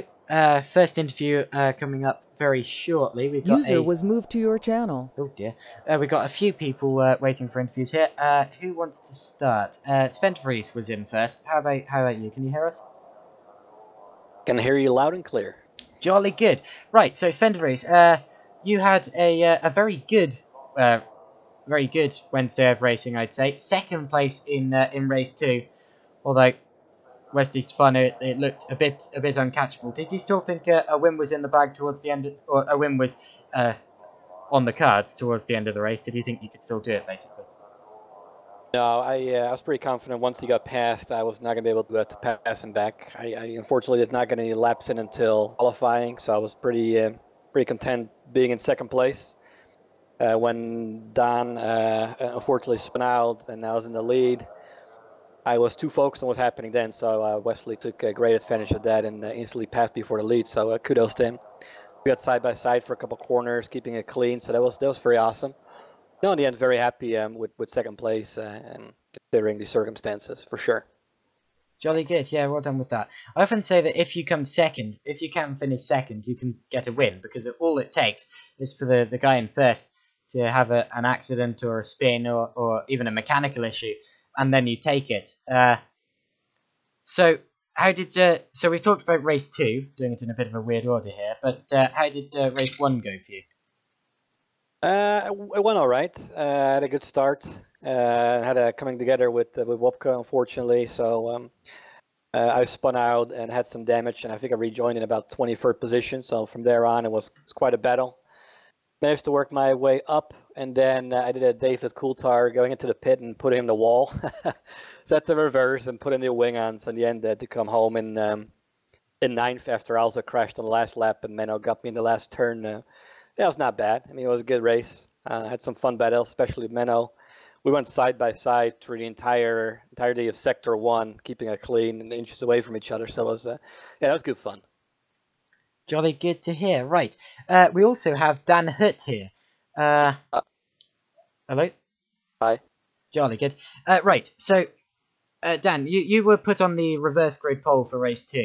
Yeah. It's a shame how that ended, of course. But did you think that you could have possibly won the race at the start?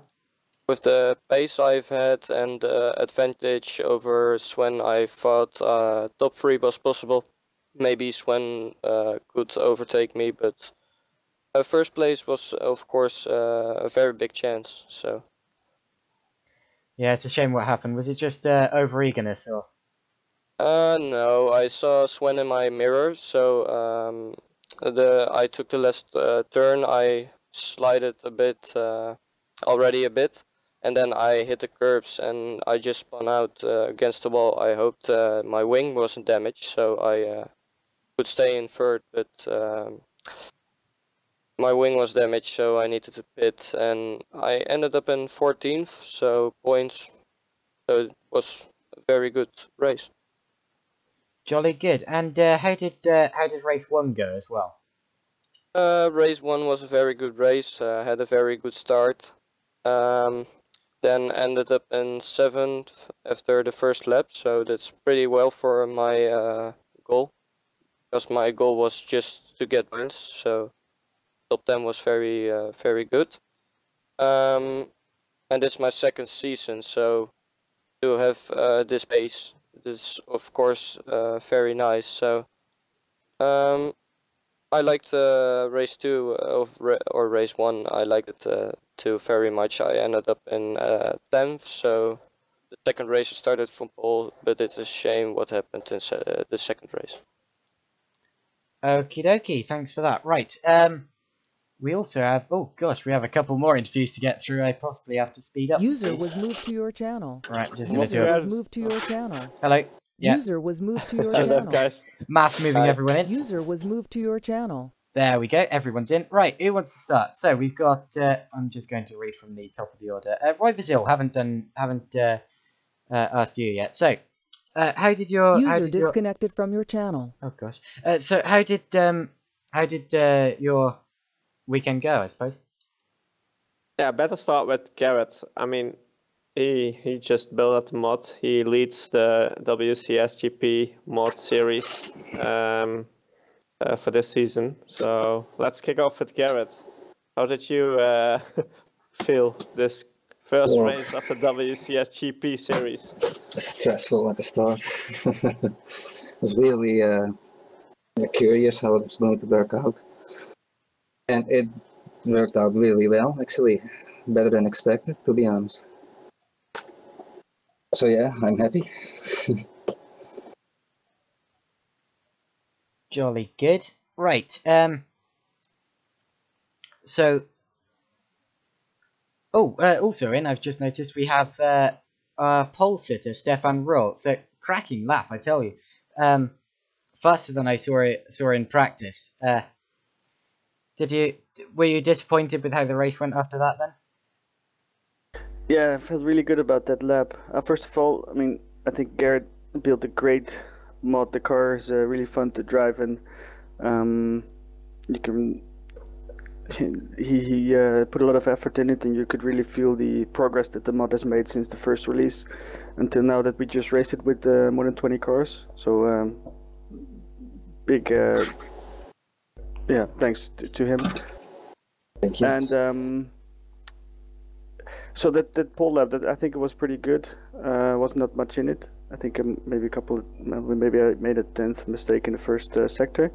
But then the first race started, and then right away I lost 4 places at the start, and then again in race 2 I lost places at the start. So that's something I have to work on. And then I just got hit by 2 cars, one back marker and one. I thought I was doing a clean move, but then he ran into the side of me.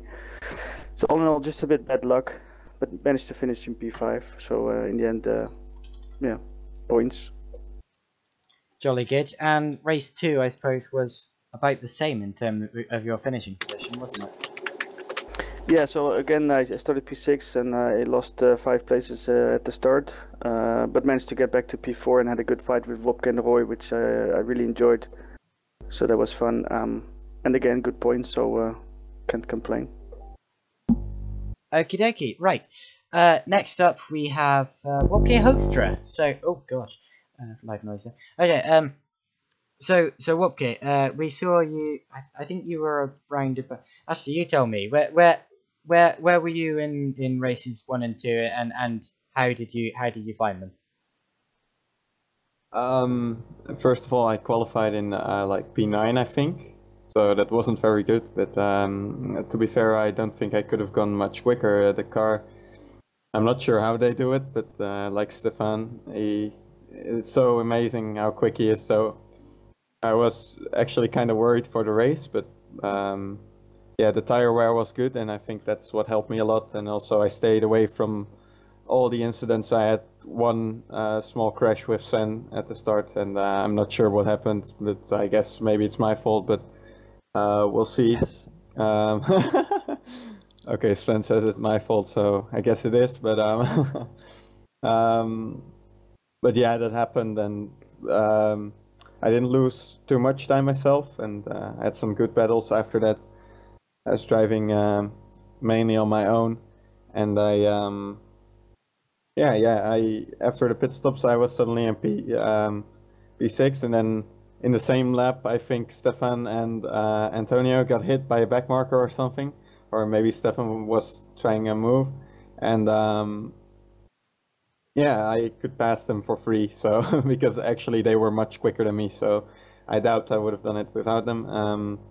And in the second race, I just took it easy. I had great battles with Roy Menno and also with Stefan again, so I really enjoyed it, and I got the podium in the end, which is very good.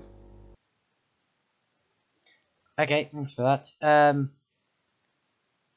I don't think there's anyone here I haven't interviewed yet. Speak up if I haven't interviewed you. Sven isn't interviewed, I think. Sven, Yes, I was. you were okay, yeah. I interviewed him before I pulled you all in. Okay, so it's a shame I didn't get to interview either of the 2 race winners, including the new championship leader, I believe, Wesley Stefano. But oh well, that was a Wednesday of racing, nicely wrapped up with a good battle for the win and for basically all the way throughout the grid in race 2. So I hope that has convinced you to join us again for race 2, drivers and viewers alike. I will certainly be looking forward to it. The next round, where is it? We are going to somewhere hot and sunny, I believe. Where was it? Interlagos. Interlagos, yes, hot and sunny indeed. If I say Or that, hot and rainy. if I say that, it sounds exactly like I know where we're going when I really don't. But never mind. So. Thanks for watching this on the live stream, or afterwards if you are watching this late. That's entirely fine, and we will see you in the next one. So goodbye.